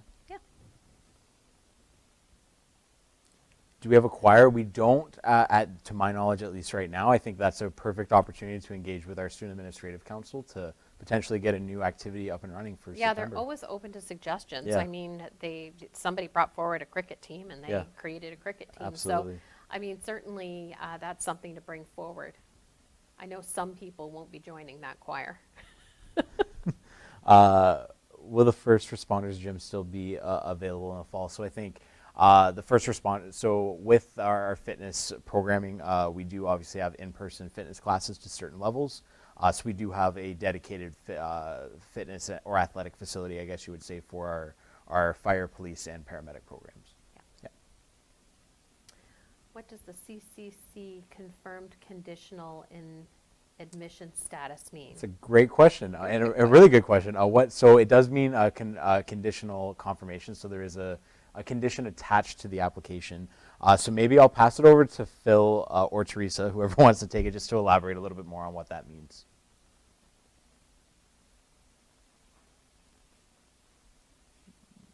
Take that one. So before we get into that, I want to talk about the acceptance first. So when you apply, if you meet the admissions requirements, you're accepted. And then when you confirm or accept your acceptance, you're confirmed. So for both of those, there are going to be two options. There's conditional or unconditional. Unconditional means you've met the requirements, like that's it, you're done, you're good to go. Conditional means you're actively registered in one of the requirements. So you might still be a high school student and you haven't graduated yet, or you might be taking like a math upgrading class and you're in it, but you haven't actually finished it yet. And so that's when you get a conditional acceptance and therefore a conditional confirmation. The condition being that you have to successfully complete whatever requirements you're currently registered in. A lot of students, I was gonna say a lot of students, I think seem to get a little confused because they might have taken say all the required classes, like say if your program requires math and English, they might have taken those way back in September, say like quad 1 these days. But they might still have a conditional offer, and that's just because they haven't graduated high school yet. And so once the school sends confirmation that you've graduated, that'll flip to unconditional. Awesome. Hopefully that answers that one.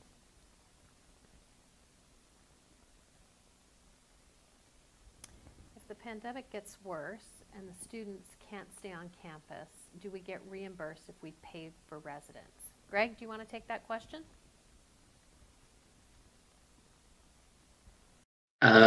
So the question was if we get reimbursed if the residence wasn't open, or if the college went virtual. I'm not.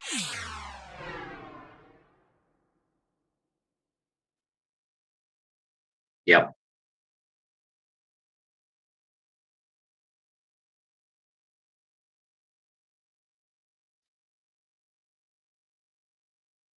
Well, at the very beginning of the pandemic, we understood that students didn't understand, and we certainly didn't either, how the year was going to look.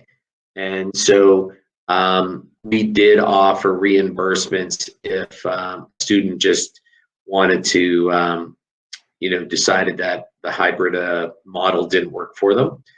But I think this year, we're certainly going to be a lot better than where we were last year, and we still had 100 to 110 people in the building this year, and some were completely virtual, and they still wanted to be on residence because maybe they didn't have really great internet at home, or maybe they wanted to still experience some sense of student life and residence life. So they chose to stay in residence. And I think this year, with understanding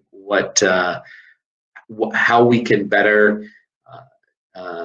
support the students and with academics and with residence life, I think that we have more of an idea of what that looks like, and I don't think there'll be any surprises for students or staff. So we will look at an opportunity of reimbursement if needed, but I think moving forward, I think we have a pretty good uptake of students that are interested in residence moving forward. So.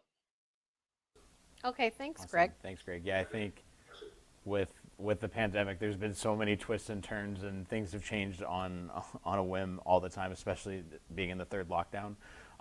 It's a good question to bring up, and we'll continue to evaluate the situation as And we I go. think too, with having gone from September until now with students and residents during the worst of times, I think we're prepared that September will be better with vaccination rollout, and it can't be worse than we've already gone through. And we've already had That's students right. living successfully in residence. So. That's right. For sure. All right, next question. If school is remote, only learning in September, my daughter will want to defer her acceptance until it is fully in person. Is that possible? It's a great question. It is a great question, and it is possible to defer, although there's no guarantees for what's going to happen. It's following always year. it's always the unknown, or the looking at how programs are going to be offered. I think at the end of the day, do students want to be in person all the time? 100%. I'm sure that's what everyone wants. Obviously, we're a little bit limited right now. But I don't know if Teresa or Phil, if you want to touch base in terms of what that looks like, or some considerations that might come along with that process. I can also say that we won't be fully online. Yeah. So, even through the worst of COVID from September until now, we have had a hybrid model where students are in labs and in the school, and students are also learning online. So I can't imagine that we would go backwards from that. So Yeah, only move forward, right? only forward. That's right. Phil or Teresa, I don't know if you have any other comments or pieces on that. Teresa? I'm going to mention that actually this September 2020, we had situations like that where people have applied and then they made the decision to not come to college because of the pandemic. And I don't know of too many exceptional cases, but most of those students that decided to withdraw their application had to reapply for this coming September. So no, you cannot defer your your admission. Said defer. Sorry, I might have gotten a little confused. We had some students that were, maybe 1 or 2 students that were currently entering their second year, and they were able to defer a year and come back this September. So yeah, definitely you would have to reapply. You would have to reapply if you were not going to accept your offer as a first-year student, for sure. So yeah, thanks for clarifying that, Teresa. Great information so far. Thanks, Andrew. Just wondering if you are able to accept more than one program at Lambton. Again, I will send that one to. Yeah, I mean, you can apply to more than one program at Lambton, but I think ultimately you have to make one decision. There's one decision. Yeah. There's one confirm button. So yeah. Students can't be enrolled in more than one program at a time. Because who wants to pay lots of different tuitions? Exactly. I mean, you've got to pick a lane at some point, right? So. Yeah, absolutely. So which brings up a really good point. If you're looking at considering which program is the best fit for you, connect with the program coordinator. Connect with other students that might be either in the program or graduating from the program. This is where I'll plug another event series that my team is coming up with starting in the month of May. So that's going to be, we have school-specific sessions happening every Tuesday and Thursday in the month of May. So that's really going to be the opportunity to get an inside look at what our programs are all about. That's great. Yeah, so we start next week with creative design and community services. So if anybody on the event tonight is interested or have a son or daughter that's looking at those program areas, definitely consider attending those events. There's lots of information on our website, and I'll include that in the information that you receive post-event tonight as well. Oh, that'll really help students make a better decision. Absolutely. Good. Yeah. Okay, if you pay the whole year's tuition at once, can you avoid the semi-annual late fees? Teresa, you're nodding your head, so I'm going to let you take that. Over to you. I don't do finance, so. Well, if you do pay all your tuition up at once, of course you don't have to pay a late fee because you're not late. You've paid it all at once up front. As long as you pay it on time and not, all at once past the due date, then you're okay. So as long as you pay it up front before the deadlines, then you're okay. You can avoid the $100 each term for late fees. Thanks, Awesome. Teresa. Any other questions? Oh, this one's small. I keep leaning forward because our screen's this big. My son has accepted his offer and he has connected to the My Lambton account with his C number, searching the site, and he cannot find anywhere on the account to check My Lambton email. That would be in the Office 360? Yeah, through Sorry. 365. We're clearly not IT people. Yes. Although yeah. we have our IT guy right behind us here, and he's just mouthing the words to us. Yes. Yeah. So if you go into the Office 365, and in your Outlook, that is your email account. It's through your Outlook. And when you log into My Lambton as a first like dashboard screen, there should be a few large action buttons, and typically email, I believe, is a default. So you should see an email button pretty nice and clear for you. But there's lots more information in terms of how did the IT resources work on My Lambton, and I can include that in the follow-up piece that you guys get. Oh, that's nice and big writing. Are small appliances allowed, like a toaster, oven, or a hot plate in residence, Greg?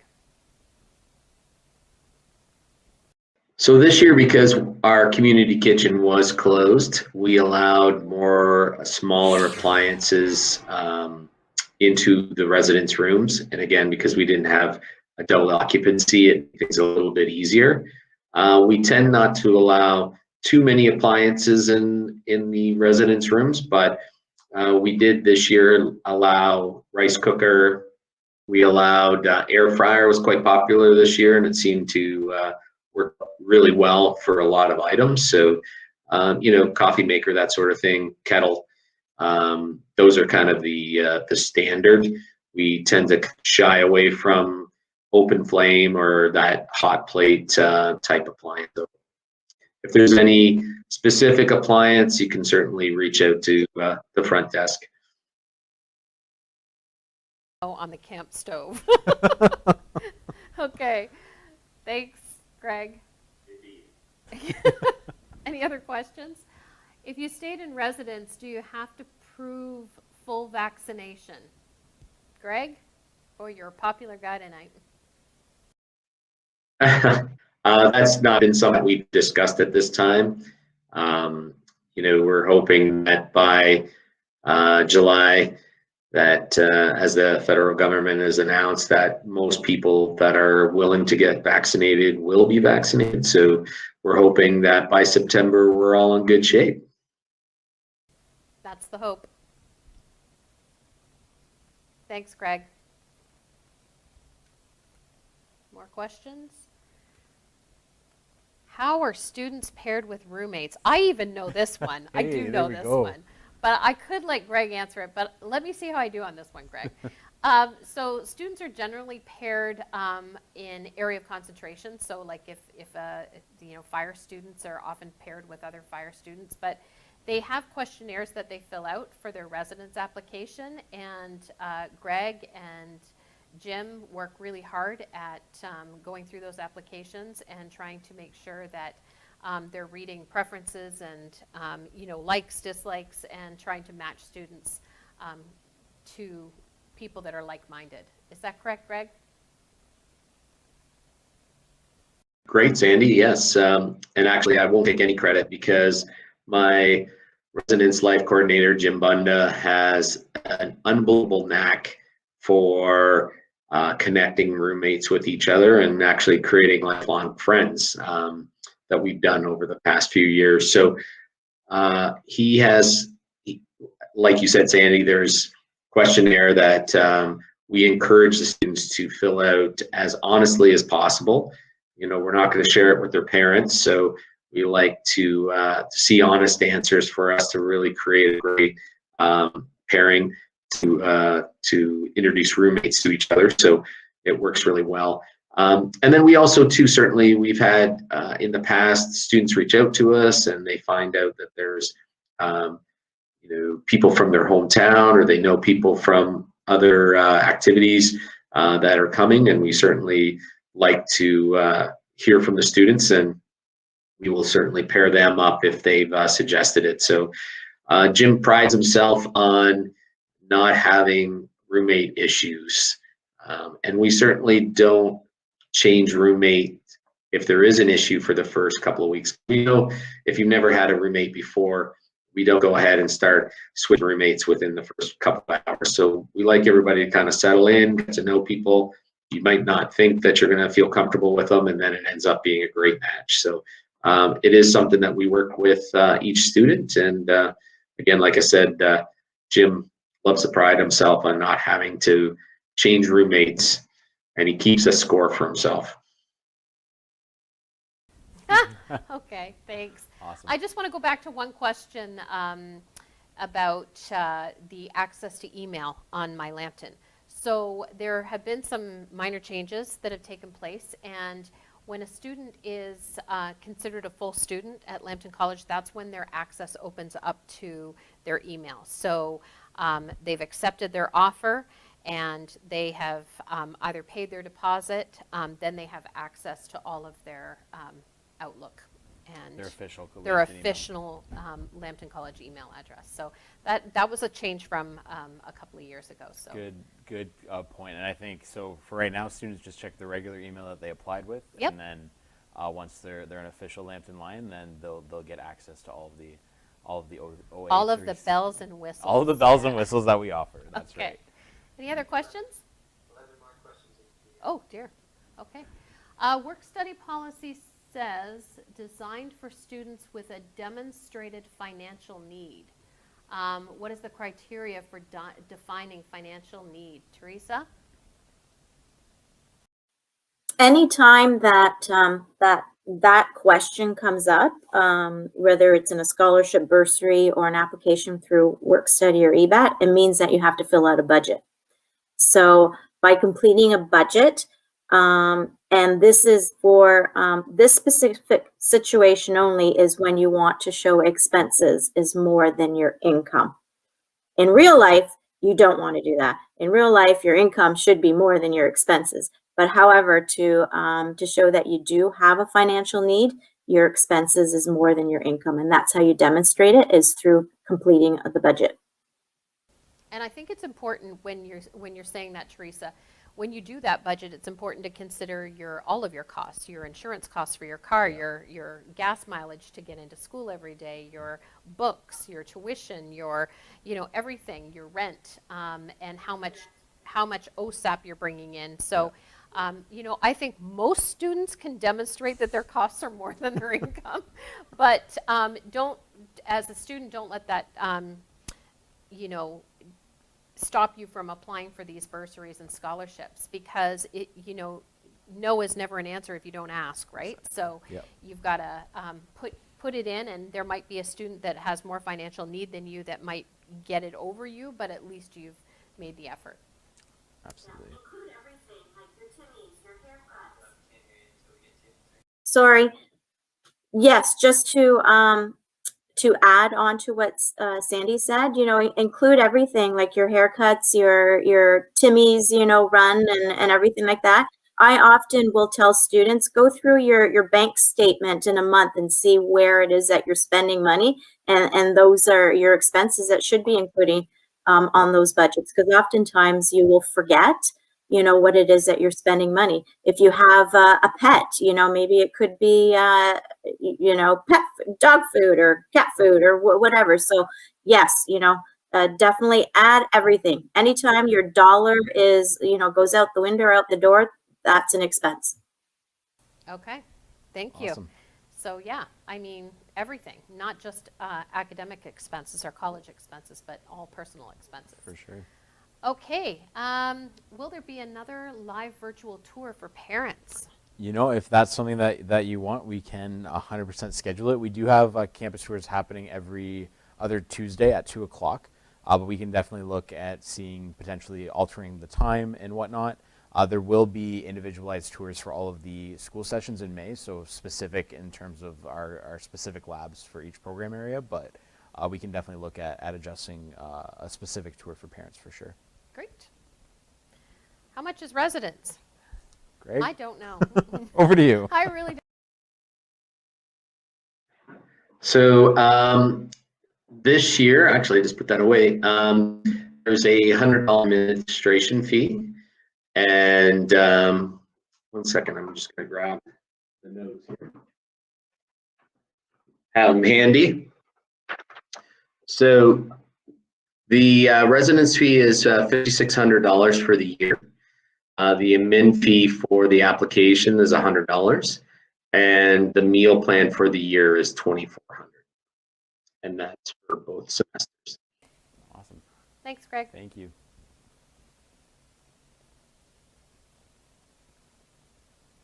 Any other questions? Oh, small writing again.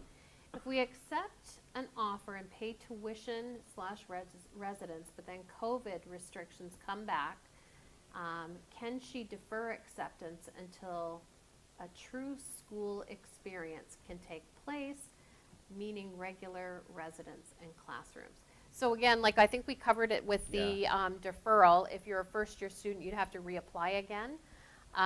But it's really important, and I tell this to everybody, that our students are getting a real college experience right now. So a lot of people are thinking that students are not getting a college experience. It's not the full face-to-face college experience, but certainly we still have activities going on. We still have our labs that are in the school, and they are still interacting with their classmates and their teachers.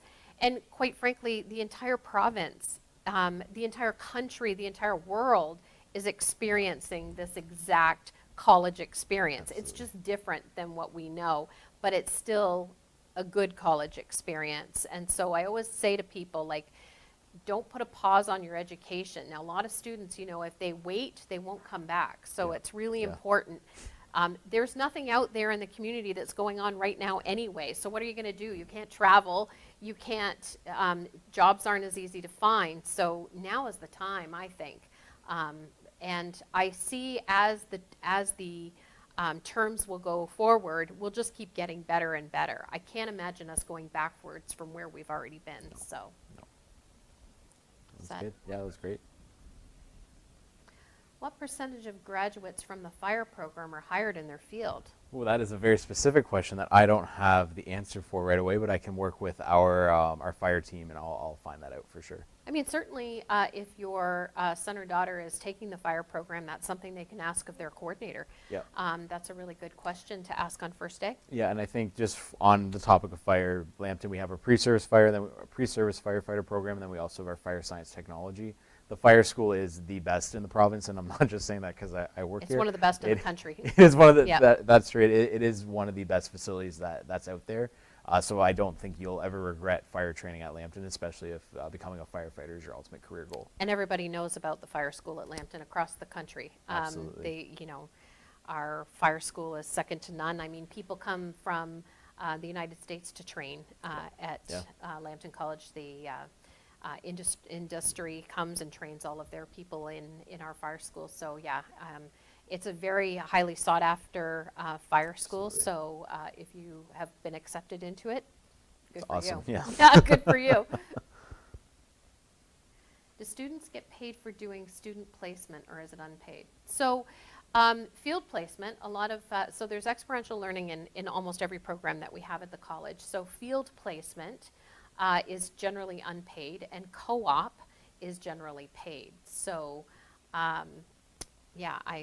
some programs have co-op and paid co-ops, and some have field placement. Field placement is experiential learning. So instead of taking a class, you would be actually going out into field and getting valuable work experience that you can put on your resume, and also use those references on a resume, and also get connected out in the community and the networking that Kyle is talking about is learning those skills and reaching out to the community and getting connected for job opportunities when you graduate. Yeah, absolutely. Kyle, I don't know if there's anything else you want to add to that point. Yes, thank you. That's great. Sandy, you touched on a lot of those very important points, and that for co-op, it generally is a paid opportunity. Not only is it a paid opportunity, but when we're looking at co-op, we look at it not like a 4-month learning experience, but rather a 4-month interview. And this means that oftentimes, once you've been with that employer for 4 months, you've gotten trained, you've learned the team, the employer has had the opportunity to determine if you're a good fit for their work environment. Oftentimes, they will offer postgraduate employment opportunities to these same students. It saves the employer time, it saves the employer money, it of course saves the job seeker time and money, and they're able to kickstart their careers. But generally speaking, yes, they are paid opportunities, and more often than not, they lead to paid postgraduate opportunities as well. Thanks, Kyle. That's a valuable point to make for sure. Any other questions? Next question. Oh. If my daughter accepted her Lambton offer, will she be less likely to get an offer from another college where she's been waitlisted? I don't believe that colleges communicate with each other that way. I'll let you take that one. No, I don't think so. I think it's all individualized. After the student applies, it's all individualized to the college's admissions And it's all team. confidential. And it's all confidential, at least from my perspective. Phil, Teresa, I don't know if there's anything else that you want to add to that point.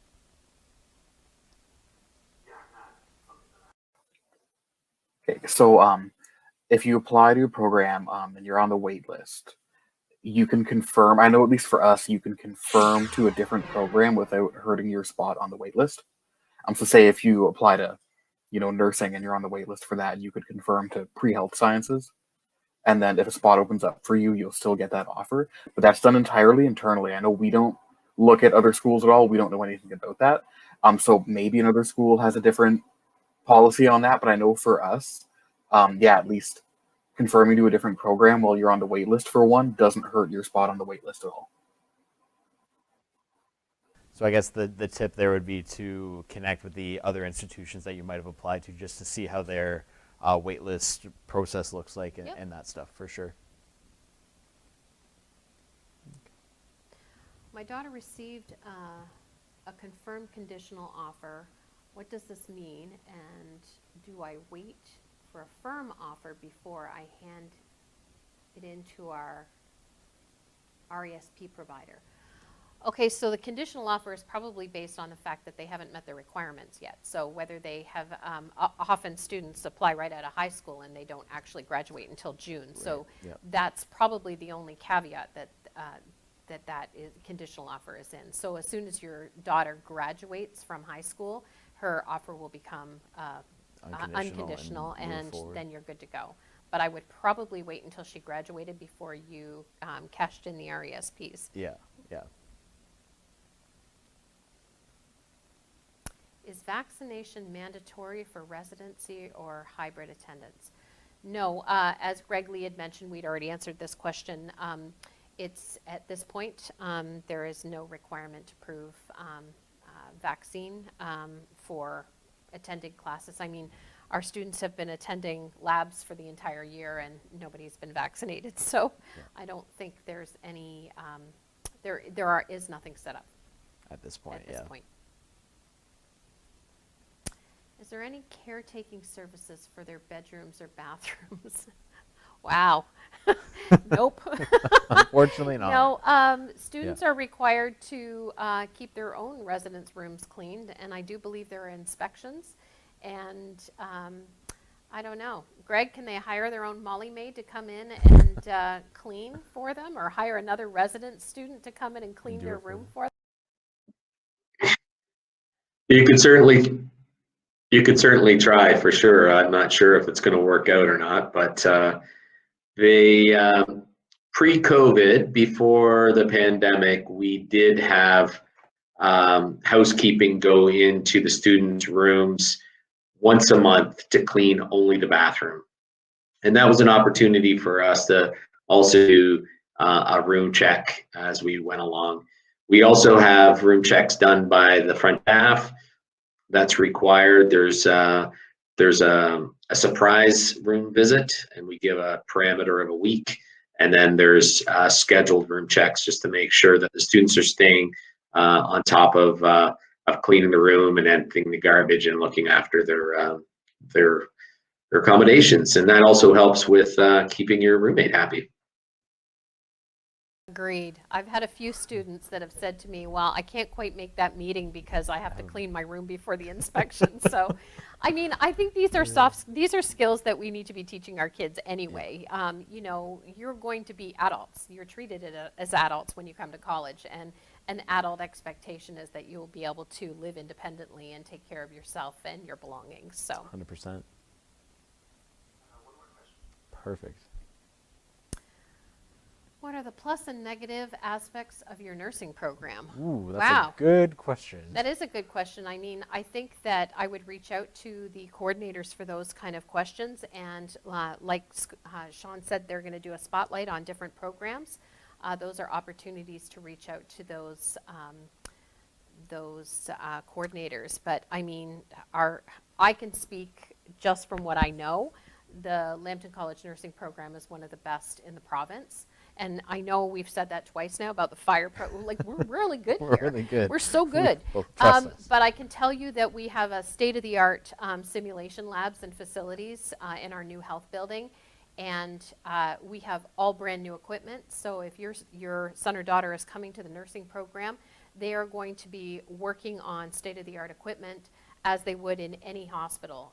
So our simulation labs are, as far as I'm concerned, phenomenal. They're brand new and they're all well equipped. So there are lots of positives, and I can't think of one negative to the nursing program. So, but I would still say reach out to nursing faculty or nursing coordinator to get more information. Yeah, absolutely. That's the best way to do it. And again, the school session will be mid-May for that School of Health Sciences. So I encourage you to attend that event as well. Okay. Okay. Awesome. Well, that was a great round of questions. I think we're going to wrap it up. The last little piece is for Sandy to share your wisdom, your insight, your tips that you have for parents on the line that are getting ready to send their son or daughter away to school in the fall. So I'll let you kind of take it away. I think you have a top 10 I tips. do. I have some top 10 tips. Perfect. That's so difficult to say. It But, really is. I really just want to say the first thing I need to say is to, if there are any moms out there that are just like me or dads, I really had a hard time letting go of my kids. You know, when they get to a certain age and they don't kind of need mom or dad in the way that they used to need mom and dad, it's so hard to let go.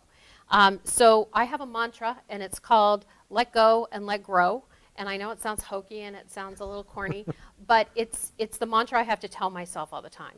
And the first aha moment I ever had was when I listened to my son talk on the phone with someone who had overcharged him for something.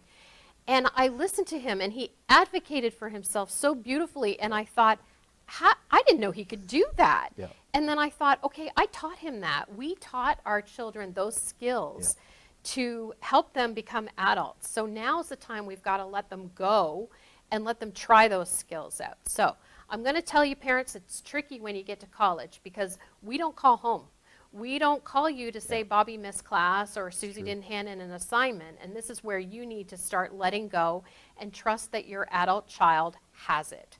That all the skills that you've taught them in the time that they've lived with you, that they're going to be okay on their own. So one thing I really would say to you is to let them learn to fight their own battles now. Let them advocate for themselves. Self-determination skills are really hard to teach, but when you take a step back as a parent and you let them speak for themselves, you'd be shocked at how capable they are of doing that. So I really would encourage you, that's the first step you need to take towards their independence.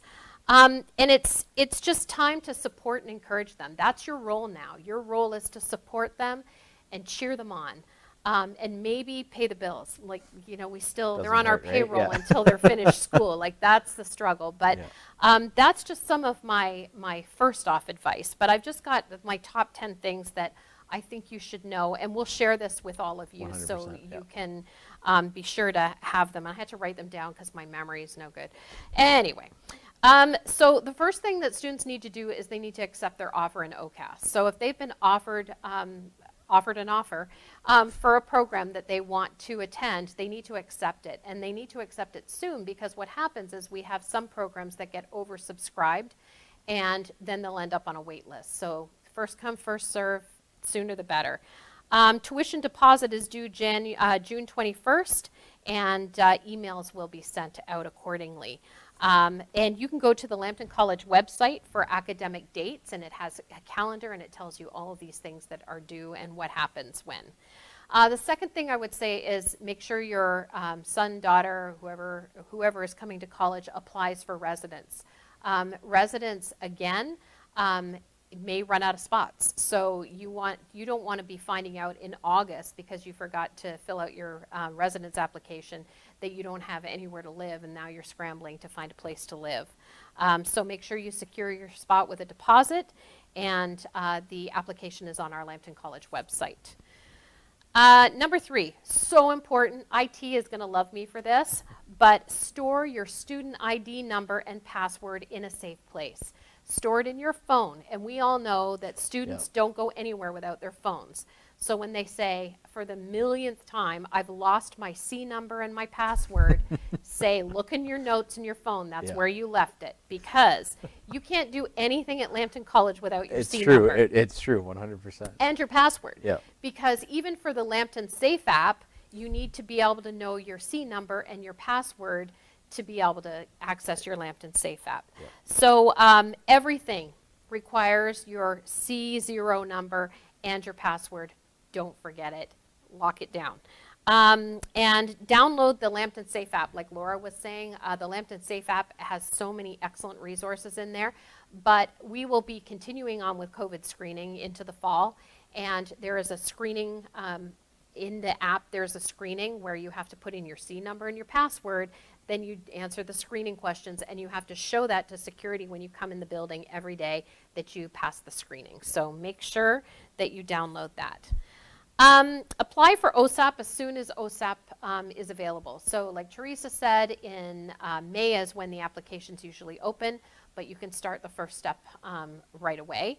So make sure that you log into My Lambton. Now, you can't get to the bursaries and scholarships from the Lambton College website. You have to log in to My Lambton with your C number and your password. And then you can pull up a list of scholarships and bursaries that are available. And again, like I said, it outlines what your eligibility requirements are. Some scholarships you have to have completed a full year, a full term. Some are only for certain programs. I know my daughter was really lucky to get the Nova Chemicals Science and Technology Award, which was $1,000 every term, providing she kept a certain GPA, and that was available to instrumentation and CPET students. And awesome. So that was really fantastic. So, you know, that's free money. Like Teresa will tell you, free money. Go for it. If you have an IEP, or if your student has an IEP, individual education plan, and will require accommodations while they're in college, please, please, please reach out to the accessibility office now, once you've accepted your offer, because it's really important that we have those accommodations in place for the students starting in September. And I can tell you, over the summer, there are so many students that have IEPs that require accessibility and accommodations that the list gets very long. So it's really important to not wait until August to reach out to them, because there are certain requirements that you'll have to provide to them to ensure that that student doesn't have any interruption in their supports that they require while they're at college. So please reach out to the Accessibility Center as soon as possible. Number 6, check your Lambton emails daily. So once you do have access to your Outlook, once you've paid your deposit, and once you have accepted your offer, which that would come first, but anyway, everything you need to know is going to come at you from an email. I can't tell students this enough. Check your emails. A lot of times students will apply to college with their high school email, and then they never check their high school email, and then we get all these calls. What's this? When's this going to happen? And we're like, oh, well, we already emailed it to you, but they're not checking their high school email, which is what they put in OCAS. And then they don't check their Lambton email when they get accepted and pay their deposit. So email is life. I'm just going to tell you that right now. It's life. Once you get an email account, you just never go back. Right? Exactly. But keep in mind, Mom and Dad, that you are not going to get access to these emails, and you are not going to get CC'd in these emails. Your student is an adult and will be treated as such. So if they want to share with you the communications that they're getting from the college, they'll have to be the ones that share it with you, because due to confidentiality reasons, we're not allowed to.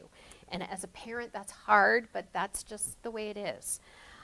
When you get your schedule, this is really, really important. When the student gets their schedule, it'll come up on their My Lambton page. They'll probably get an email, but when they log into My Lambton, that schedule will be on their home page. When they get it, they need to, if they have a gen ed, a general elective that they need to choose it immediately upon getting your schedule.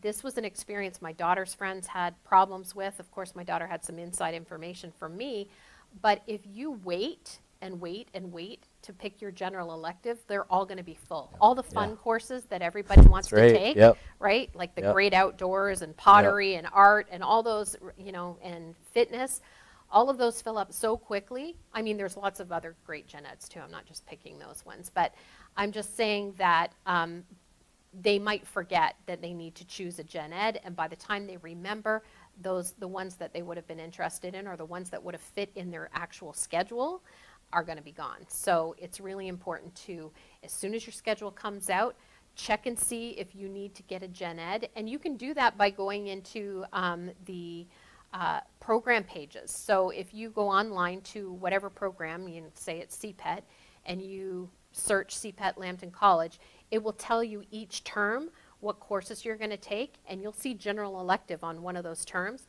Don't forget to take it, because I've also heard students who couldn't progress to co-op because they didn't take the gen ed.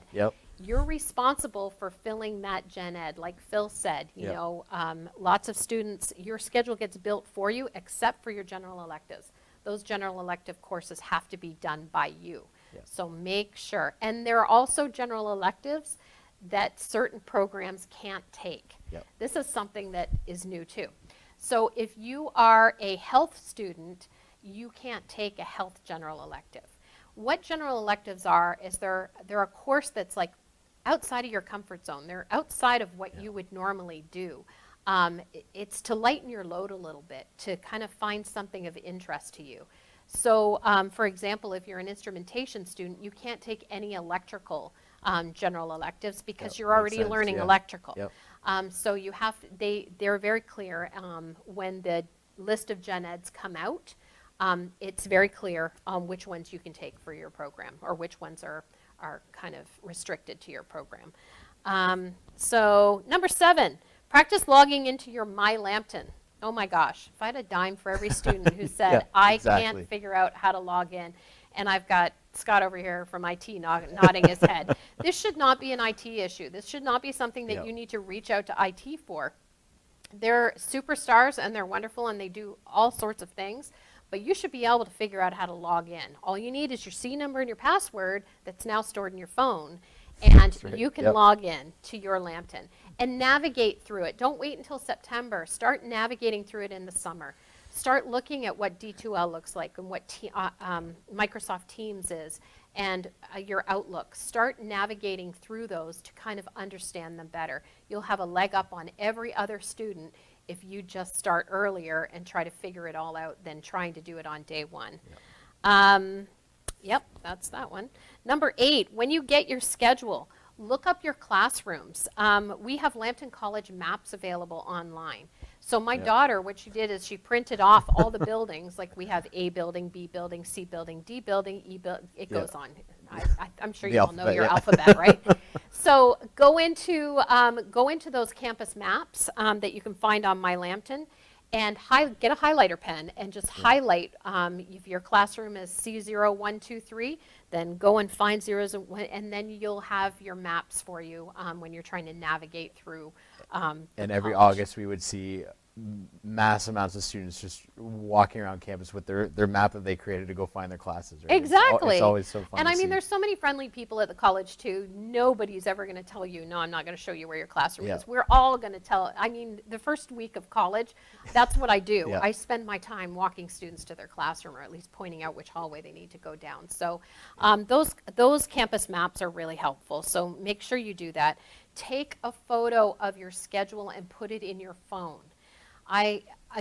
Students are like, I've lost my schedule, I can't find my schedule, and I don't have time to log into My Lambton. Take a picture of it. You know, take a picture of your schedule so you have it in your phone and it's handy. Hold off on purchasing any apps and textbooks. This is something that's really important because although we update our program pages every year about what's required and what's recommended, this is on our course outline that every student's provided with. Sometimes a textbook might have been changed in the summer, or a new edition came out, or the teacher doesn't use that textbook at all, and it wasn't required, it was recommended, or an app that you're going to be using, because it's not easy to return books once you've purchased them, so it's a lot easier for you to just wait and talk to your teachers and find out which textbooks you're absolutely going to need. And first week, nobody's ever really a stickler about you having to have your book. No, first week syllabus are what's going to be gone through. And kind of another thing to add to that, I know when I was in school, one of my courses, the faculty actually did a draw on first day for the textbook. Oh, perfect. So the student that won ultimately purchased the textbook already. So it was kind of funny to see that. So to your point, don't buy the textbook until you're actually told to buy the textbook, because your faculty might draw the textbook for you, right? So exactly. And I can remember one instance when I was teaching that it went from version 2 to a version 3, and students had bought the other version. Okay, and the very last, I just want you to know that Lambton College is really a caring community. We are a small college with a lot of heart. We have so much pride in our college, but we are a really caring group of people, whether it's administration or it's all the different departments of the college services that we have. You know, tell the student to really utilize the supports that are available to them while they're here. If they're struggling, have them reach out to counseling. We have a nurse here who, if they're not feeling well, there's so many different services, but you just need to reach out for the help. And I really want you to get involved. Like, that's the whole part of college, is getting involved in that social scene. Go to the basketball games when things open up again, and attend all the activities. And, you know, there's so many stress relieving activities that happen around exam time. You know, participate in those, because you have no idea how much they can really help your mental health when you're struggling. Make sure that your student follows the Lambton College SAC, which is the Student Activity Council, on Instagram, and also Lambton College on Instagram, because we always have like things that are coming up, contests, all sorts of different, you know, they highlight all the things that are going to be happening that week, specials that might be happening at the pub nights, whatever. So if, you know, we all know students, you know, like social media, so make sure that they add Lambton College to their social media.